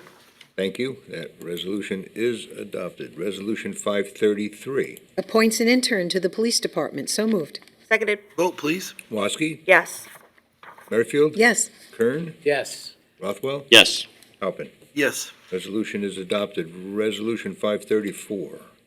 Appoints a network and systems administrator. So moved. Seconded. Vote, please. Woski? Yes. Merrifield? Yes. Kern? Yes. Rothwell? Yes. And Halpin. Yes, sir. Resolution's adopted. Resolution 535. Ratifies and accepts the resignation of a traffic control specialist. So moved. Second. Vote, please. Woski? Yes. Merrifield? Yes. Kern? Yes. Rothwell? Yes. Halpin. Yes. Resolution is adopted. Resolution 536. Reappoints Phil Schmidt to the Agricultural Advisory Committee. So moved. Seconded. Vote, please. Woski? Yes. Merrifield? Yes. Kern? Yes. Rothwell? Yes. Halpin. Yes. Resolution is adopted. Resolution 537. Reappoints Charles Sidis to the Open Space Advisory Committee. So moved. Seconded. Vote, please. Woski? Yes. Merrifield? Yes. Kern? Yes. Rothwell? Yes. Halpin. Yes. Resolution is adopted. Resolution 538. Reappoints Janice Leonati to the Open Space Advisory Committee. So moved. Seconded. Vote, please. Woski? Yes. Merrifield? Yes. Kern? Yes. Rothwell? Yes. Halpin. Yes, sir. Resolution is adopted. Resolution 539. Reappoints Nancy Gilbert to the Open Space Advisory Committee. So moved. Second. Vote, please. Woski? Yes. Merrifield? Yes. Kern? Yes. Rothwell? Yes. Halpin. Yes, sir. Resolution is adopted. Resolution 540. Reappoints Marjorie Acevedo to the Open Space Advisory Committee. So moved. Seconded. Vote, please. Woski? Yes. Merrifield? Yes. Kern? Yes. Rothwell? Yes. Halpin. Yes, sir. Resolution is adopted. Resolution 541. Reappoints George Bartnick to the Open Space Advisory Committee. So moved. Seconded. Vote, please. Woski? Yes. Merrifield? Yes. Kern? Yes. Rothwell? Yes. Halpin. Yes. Resolution is adopted. Resolution 542. Acceptance of 2025 CPF audited financial statements. So moved. Seconded. Vote, please. Woski? Yes. Merrifield? Yes. Kern? Yes.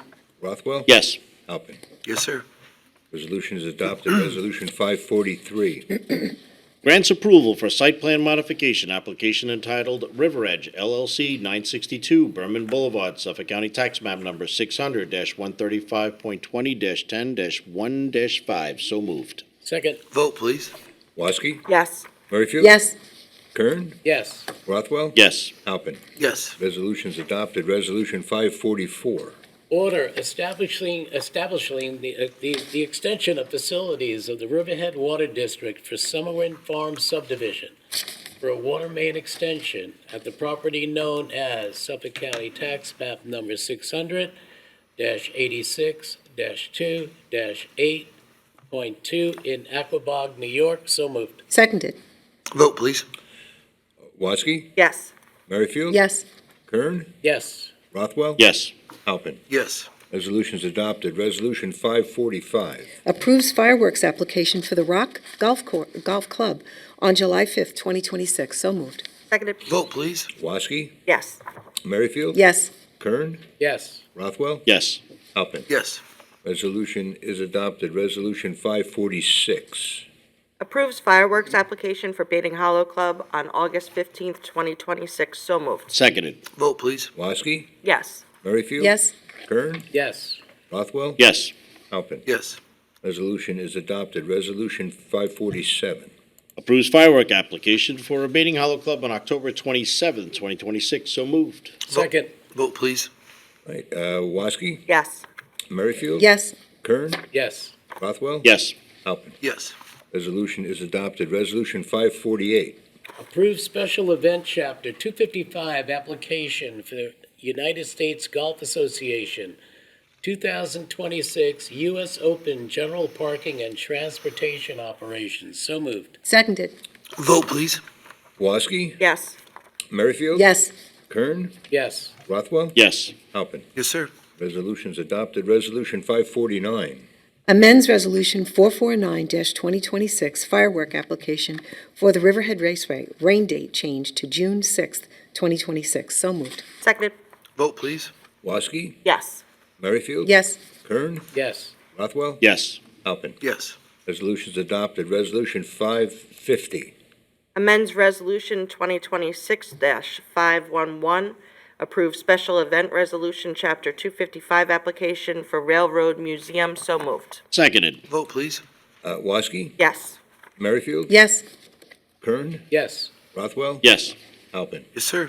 Resolution's adopted. Resolution 551.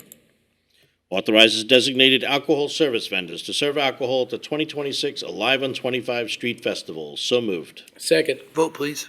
Woski? Yes. Merrifield? Yes. Kern? Yes. Rothwell? Yes. Halpin? Yes, sir. Resolution adopted. Resolution 552.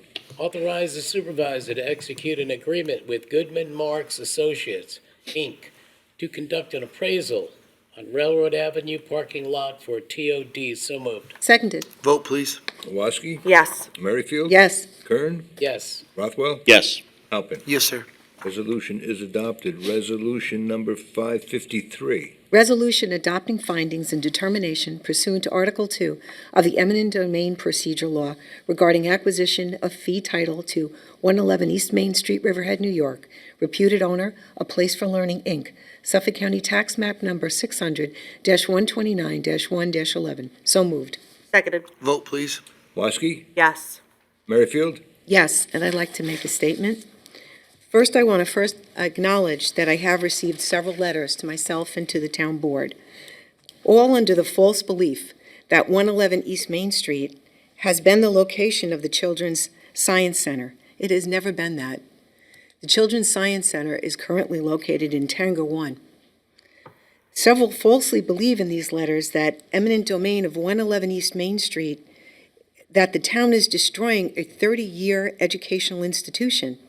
It has never existed at that location, and it still does exist at Tanger 1. Further, they say that it served more than 375,000 children and families, where families could attend birthday parties, scouting programs, and school events.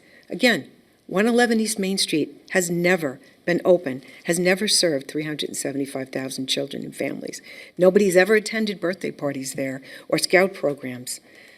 It has simply always been, since it was purchased in 2019, it has always been a vacant, empty building that has never been open for business. It has always been a blight to Main Street. No children have ever had parties there. No children have ever had any science programs there. I want to further state that downtown and the town square is very important to all of us on the town board and all of the residents in this town. The town of Riverhead has been actively attempting to reactivate and revitalize the downtown for over 30 years. To that end, since 1993, multiple studies have been conducted, all intended to make East Main Street area a vibrant, activated business district. The idea was to connect Main Street to the river. To that end, since 2018, grant funding has been obtained from the federal government and from the state government to advance our Town Square project. That Town Square project was intended to become a focal point of public activation. The federal government and New York State have given Riverhead over $30 million to make this downtown revitalization happen. It's simply too important to just let this vacant, blighted building sit there and deter all those efforts of the federal government, of the state, and of our town to revitalize our downtown. All of the pieces are now coming together. We have the playground about to start. We have the hotel about to start. We have the town square about to start. We have the East End Arts moving their buildings forward and about to start. And we also have the streetscapes, all to help revitalize the downtown. That is all just about to start right now. But what's happened at 111 East Main Street? Nothing. Nothing. For 7 years, it has sat there blighted and vacant. The town square is too important to suffer from this blighted vacant building, affecting the ability of a project that the federal government and the state government and our town government believes can and will happen in downtown. We want to attract visitors. We want to attract business. But a vacant, blighted building is not going to help that happen on that town square. It hasn't happened since the day they purchased it. What we want for the town is for it to be an economic engine. We want it to be a place for culture. That's what the Jazz Loft is about. That's what the East End Arts is about. That's what the Suffolk Theater is about. We want it to be a place of activation for families to come down to. A vacant, blighted building is not that, and it has never been that. The owner in this case will be compensated for fair market value. It's not taken. They will be compensated, and that money will come from our fund balance. It will not come from the taxpayers, and it will be reimbursed back into the fund balance once the property is sold. And I want to state for the record that I would not support any hotel going in that location or any apartment building going in that location. What I want for this is to be an activation for the town, something that takes everybody from the aquarium, pulls you right through to our downtown, and revitalizes all of the businesses in downtown. Because as that vacant, blighted building sits there, it does nothing to help the business owners in downtown, which in turn do not help our tax base. This is all about our taxpayers. This is all about helping all the taxpayers of Riverhead. And I do support voting yes on this for all of those reasons. Thank you. Thank you, Supervisor, for letting me speak. Absolutely. Kern? I'm abstaining. Rothwell? So actually, I want to say I agree with every single point that Councilwoman Merrifield has made, but I have to tell you that it has been a difficult road because I think when I came in a little over 5 years ago, I met with Mr. Oxman in my office, and he brought in plans for the Science Center, and it was very exciting for what was proposed at the time, and it was going to enhance the town square as bookends on the project, and it was a great level of excitement. But it kind of stopped there, and there's just been no movement year after year, and the project has been downsized and downsized and downsized. We sat here a year ago, we had these same similar discussions about how we're going to go forward, what are we going to do? And we gave them the benefit of doubt, and they were going to be open by the summertime. There's going to be great things happening. In an entire year, no movement, no selection. The Science Center, as Councilwoman Merrifield said, is up at Tanger Mall. That's where it's located, and our decisions here today don't affect their current operations and how they've agreed, to formulate their business plan. I'm quite shocked that during the entire public hearing, Mr. Oxman, you sat and you didn't even speak a word, and sometimes silence speaks volumes.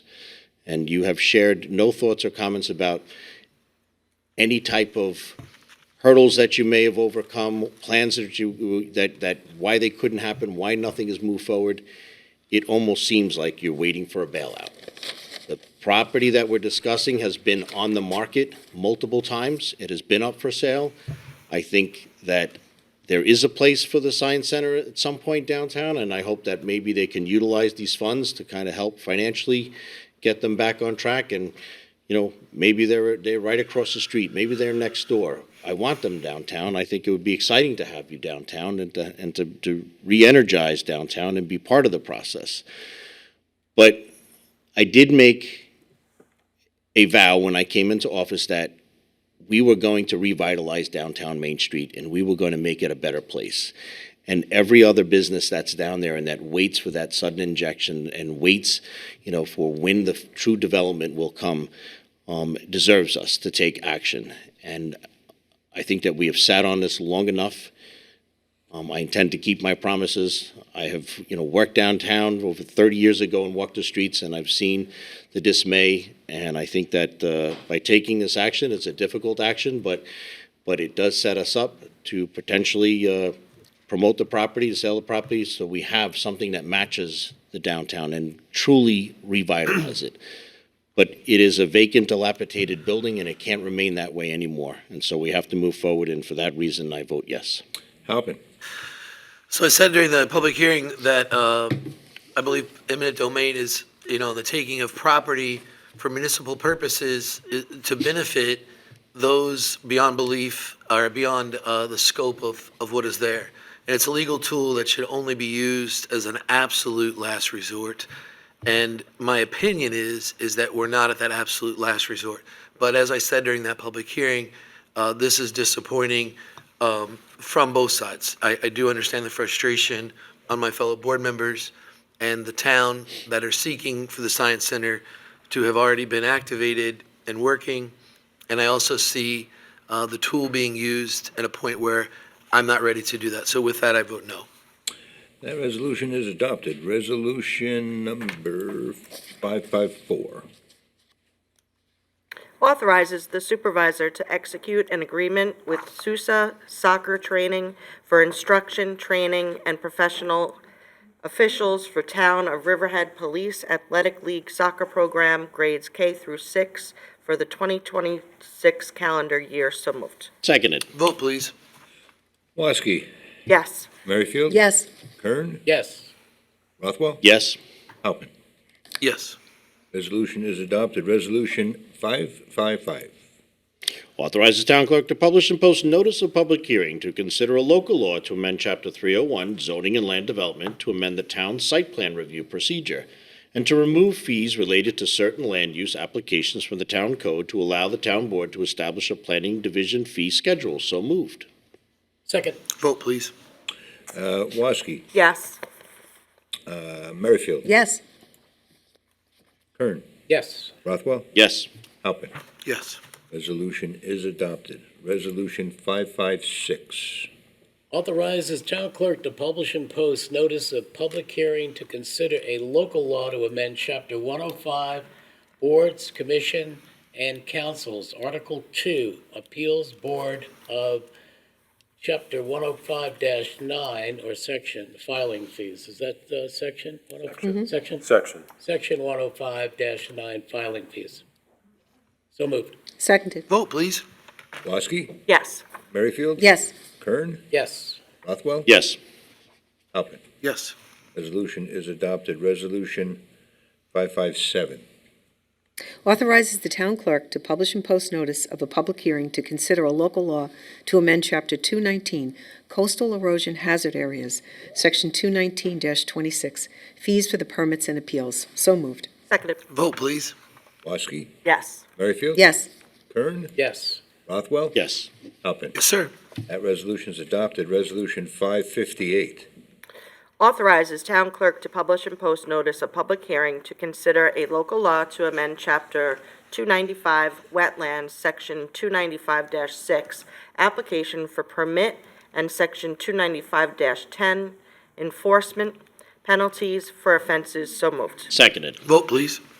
Woski. Yes. Merrifield. Yes. Kern. Yes. Rothwell. Yes. Halpin. Yes, sir. Resolution is adopted. Resolution 559.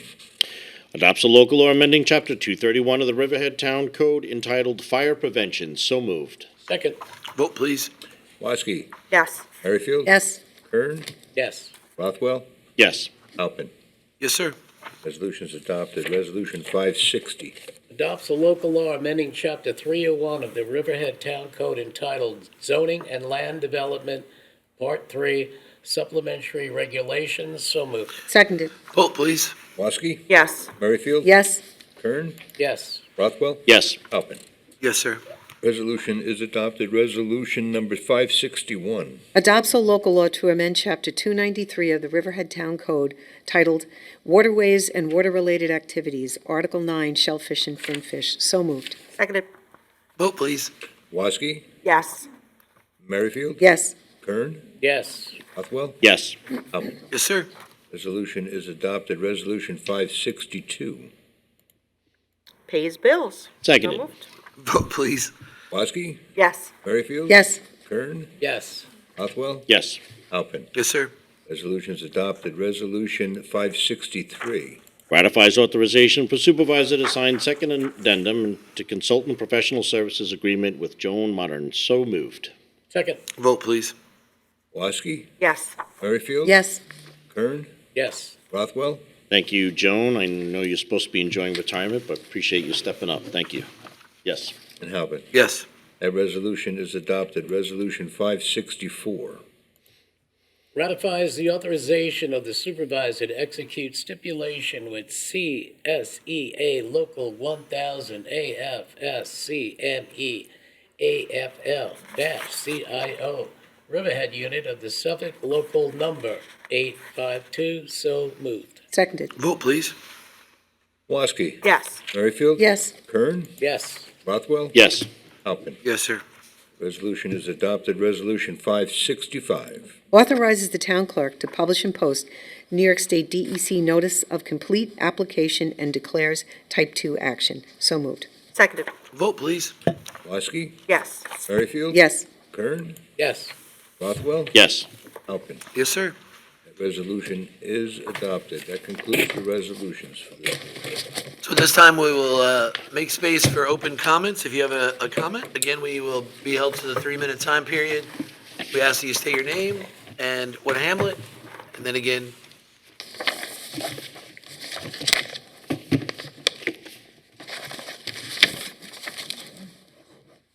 Warren McKnight, Riverhead. Warren, microphone down. Warren McKnight, Riverhead. Thank you. Okay, I've been comparing the 5 East End towns and what they do to help people. And I noticed for the last 59 years, South Hole Town has this organization called CAST, a nonprofit one. And remarkably, whatever money they raise, they get actually 3 times the amount from various forms of the government contributing to them. I was hoping that we have some sort of this thing in Riverhead, if we could do that, because this organization is designed to help people in the area in need. So I want everyone, if they can, to form a committee to get something like this started in our town. I think it's 59 years, Southold, you go out to Greenport, it's the friendliest place in the world.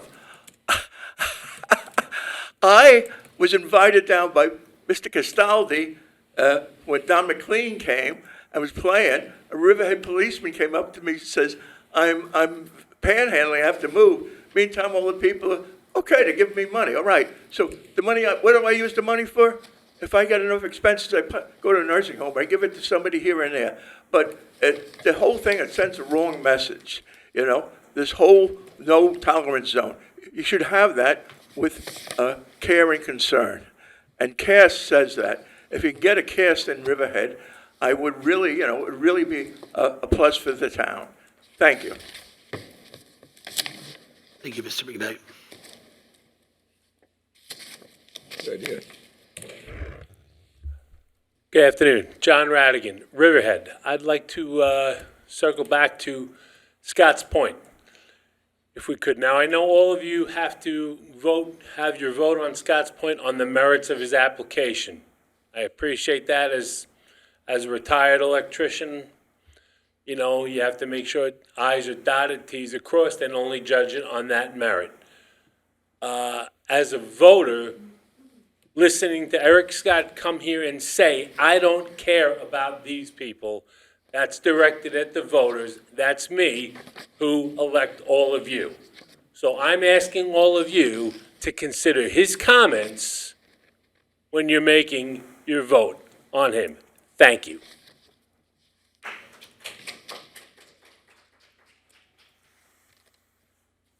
John Cullen, Northville, third time today, hat trick. Back in 25, before your time here, Supervisor, they were pushing for a no parking on Smuggler's Path. A previous Supervisor, Tim Hubbard, said, have your neighbors write letters. 70% of my neighbors wrote letters. The others didn't because they were second homeowners. They're never there. They have their whatever with their mail. Recently, signs went up.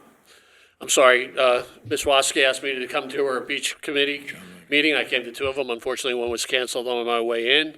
The second one I came to, I thought things went well. I know there was a little difficulty with one of the neighbors on another block, but not one of my neighbors recommended was ever asked about having no parking on this block. And now we have signs on the block that say permit parking only. I'm hoping, I was looking for the resolutions when this would come by. Somehow it missed me because I follow up through town. As some might know, Jim knows I've been coming for years to these meetings. I can't come as much as I used to. I'd like to get I'm hoping to get a resolution to have those two signs picked up and taken away. Did anyone on my block say, come to the town and say there should be no parking on this street? The town decided to do it, or the beach committee decided to do it on their own. I do live near the beach. I walk to the beach. I've never bought a parking permit because I walk there. I'm not on the beach. It's a 500-yard walk, but I walk to the beach. My neighbors are upset. For us to have a party, if we're going to have a party during the week, even on a Saturday when probably the patrol would be going by, they want us to come to downtown Riverhead, right here to this building to get permits to put in your window for your guest. And then they want you to come back the following after you're that and bring them back. That's an hour round trip for everybody. My block doesn't want to do that. I don't want to do that. If you have more, all of a sudden, if you're doing it more and more and you're having more people or whatever, it's a lot of time to come down here and do that. So I don't know where to go. I'm looking at you, Ms. know. Mosky, about the, But it wasn't the beach committee that moved anything. who was it then? I don't have that answer for you. I can tell you one thing, I went to the highway department and they said it was a beach committee that came through the resolution from the beach committee. Yeah, I talked to Mike Zelinski. It This did come happened. from the beach committee? Yeah, this happened about 2 years ago. No, I remember, we oh, did. you mean prior to you coming in, the signs? I caught wind, we didn't know about it, I caught wind about We it. did this code change years ago. Oh, okay. So, I can. So I'm here asking the signs be taken away. Mike Zelinski, after speaking with him, said, I'll take them away if there's a resolution to take them away, because he put them there because there was a resolution to put the signs there. All right. Yeah, so the idea was to prevent beach parking, people who don't live on the street from parking there just to get to the beach when there's overflow. This was also done for Reeves Beach. I think it was just Reeves and Iron Pier. So there were specified streets that said you can't park there unless you're No, a resident. I understand, I know the whole situation. We do get people that come up and park there and walk down to the beach, but it's usually one or two. Last year, I saw only one car that did it. The year before that, maybe two cars. They're quiet, they're clean, they don't bother us. They park up where nobody really parks, and they're quiet, they're clean. I don't want to have to come to town hall and waste an hour of my day, 2 hours of my day, to come get parking tickets. Eric, we would have had to have had a public hearing. in We order did to have a post public them, hearing. So it was Yeah. there? Yes, there was a public hearing. So in order to change it, we would need to do a code amendment and have another public hearing. And can that be done? I would, Functionally, yes, it can be done, but I don't make those kinds I of would request that it go to a independent work decisions. session. I'm sorry, I can't hear I you. would put in a request, do that now to the supervisor, put it on for a work session, and we can take a look at it and discuss it. Put it on the work session, I'll be right down here with you. Okay.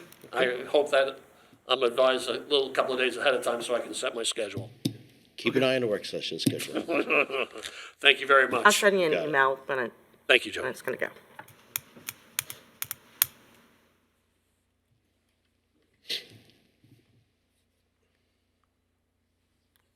Togara from Riverhead, only my second time here tonight. I had considered coming back and apologizing for raising my voice, but after hearing Ms. Merrifield's and Mr. Rothwell's pre-vote comments, I realized I should have raised my voice sooner, and I should have raised my voice louder. That being what it may, Mr. Rothwell, you just said a few moments ago, silence speaks volumes. I have come to you here in person. I have written to you.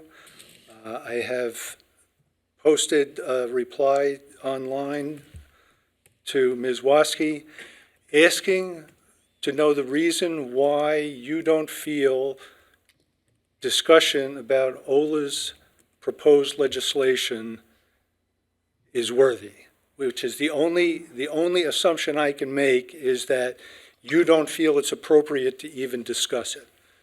So I have 1 minute and 55 seconds left. I would like to know why you don't think it's appropriate. What's the policy reason or the legal reason that you don't want to put this on a work session agenda?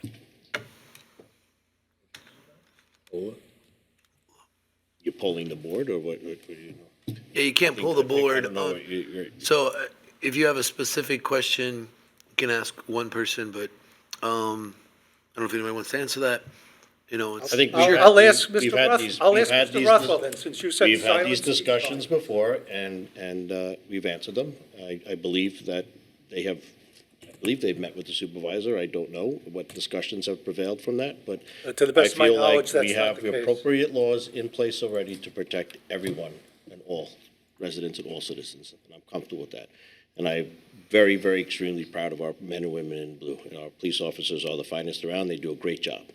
So I'm very comfortable where we are. So I just want to make sure I understand so that when I reply to. I'm not in a debate with you. No, I'm not looking to debate either. I'm looking to understand where you're coming from, that you don't feel that this justifies an open conversation. This is the most conversation that we've had. This is the most feedback we've gotten from anybody on the board as to why this is not appropriate. I think you made, I mean, if you made your comment, I don't think anybody else is speaking for it, so thank you, Silence Mr. speaks Tooker. volumes.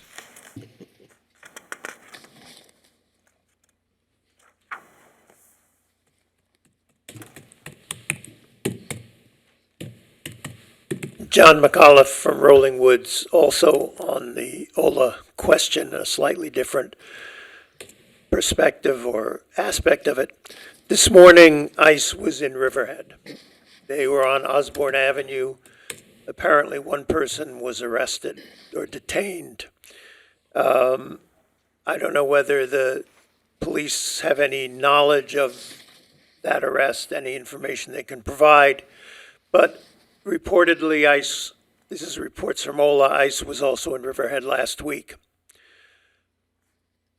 I think that the members of the board need to consider seriously the refusal to have a work session discussion with the representatives of OLA and the drafter of the legislation to evaluate whether, in fact, Mr. Rothwell is correct, that everything is hunky-dory, or whether that's part of a general political line, which is don't get bothered by the way we're handling these immigrant people because they're not legally here.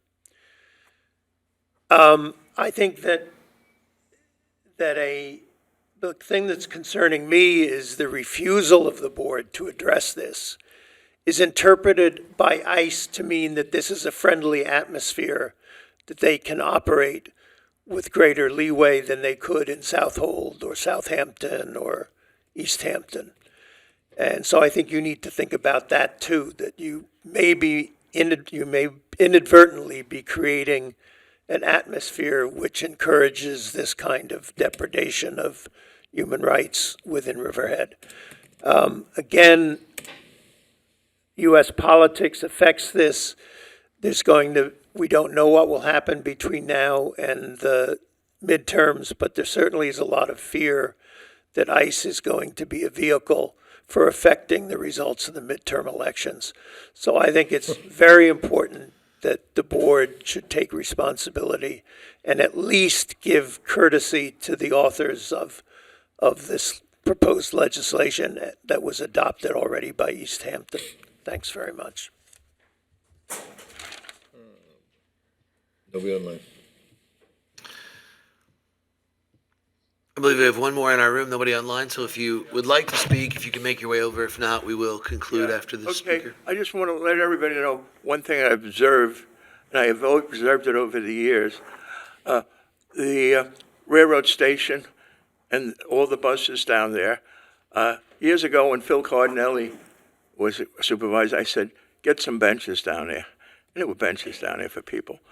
This week, I drove from the library going down to Town Hall. There was a woman lying on the sidewalk, face down, and I thought she was hurt. So I went back to see if I could call the police for an ambulance. And she was face up, she was sleeping. And she had bags around here. Maybe the town there's a lot of stone benches at Grumman. Maybe we can get them or get the other benches down there for people. And also, maybe we could open up the bathroom there so people after a long bus trip could, relieve themselves. So the problem is, we don't own that property. Yeah. And so the MTA does, so we have no authority. We can't put things there or, open up the bathroom. Well, maybe. That would be breaking an entry. Yeah, maybe, would anybody from the town board write some letters to them?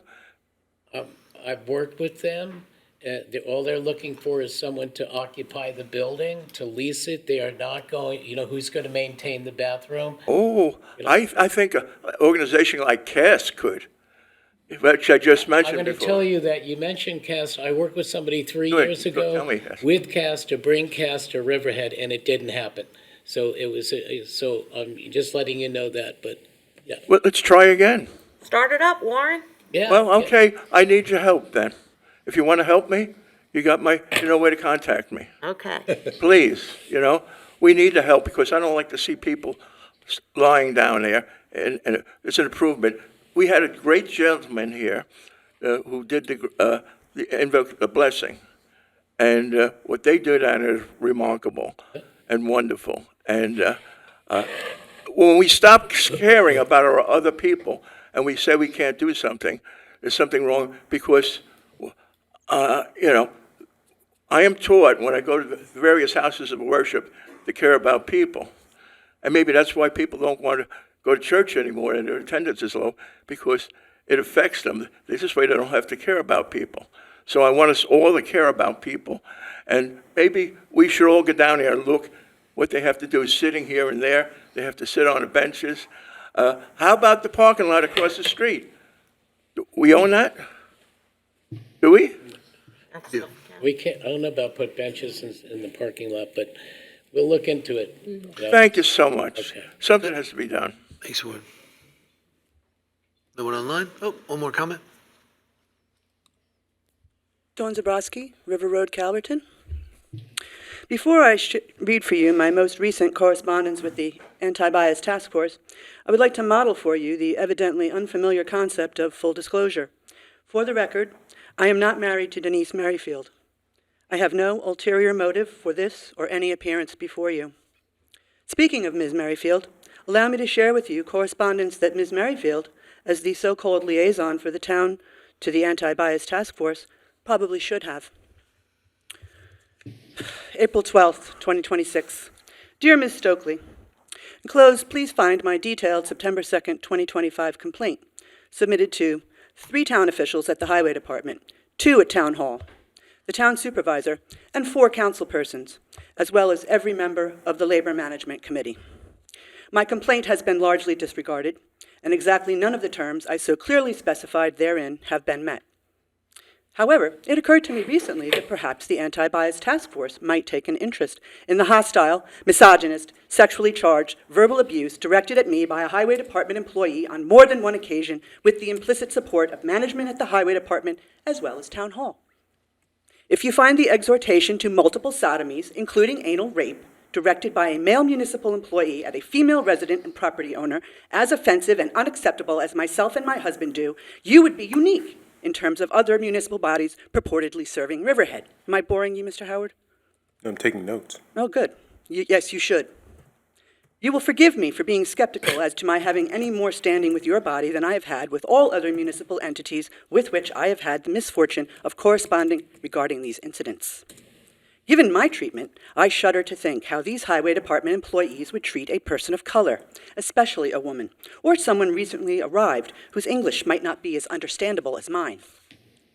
I would like to add that each town official who received my complaint was asked in writing to please direct appropriately in the event that I had misdirected said complaint. Apparently, this directive was taken to mean ignore this complaint. Ironically, I was to find the agenda of the October 7th Town Board meeting slated for a debate over whether or not to give priority to correspondence from residents as opposed to non-residents. The agenda listed numerous correspondence recently received from both residents and non-residents, to the exclusion of my name and correspondence, despite my correspondence having been mailed by this time to the entirety of the town board, in addition to the original highway department and town hall personnel who ignored it in the first place. So much for giving priority to the correspondence of residents, Mr. Wooten. Bias much? At any rate, thanks kindly for your attention to this matter, however scant. At the risk of repeating myself, what remains to be done remains to be seen. Sincerely yours, Dawn Zabrowski. See you next Tuesday.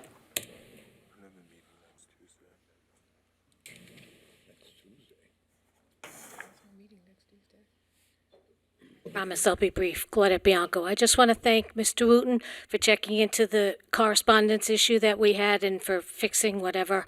I know it was probably. I was texting Ron after he went off. I know, so but I know how seriously you he take sent the it to, correspondence. he sent it to the wrong email address. Is what he did. That's okay. And it was probably my fault anyway, but I want to thank you for doing that. Thank you. You're welcome. I believe we don't have anyone online. I think we're completed in the room. And so with that, I would like to ask for a motion to adjourn our meeting today. Oh, do we have to? Do we have to? So, Motion. and a second. Second. All those in favor? Aye. So moved. We open up CDA.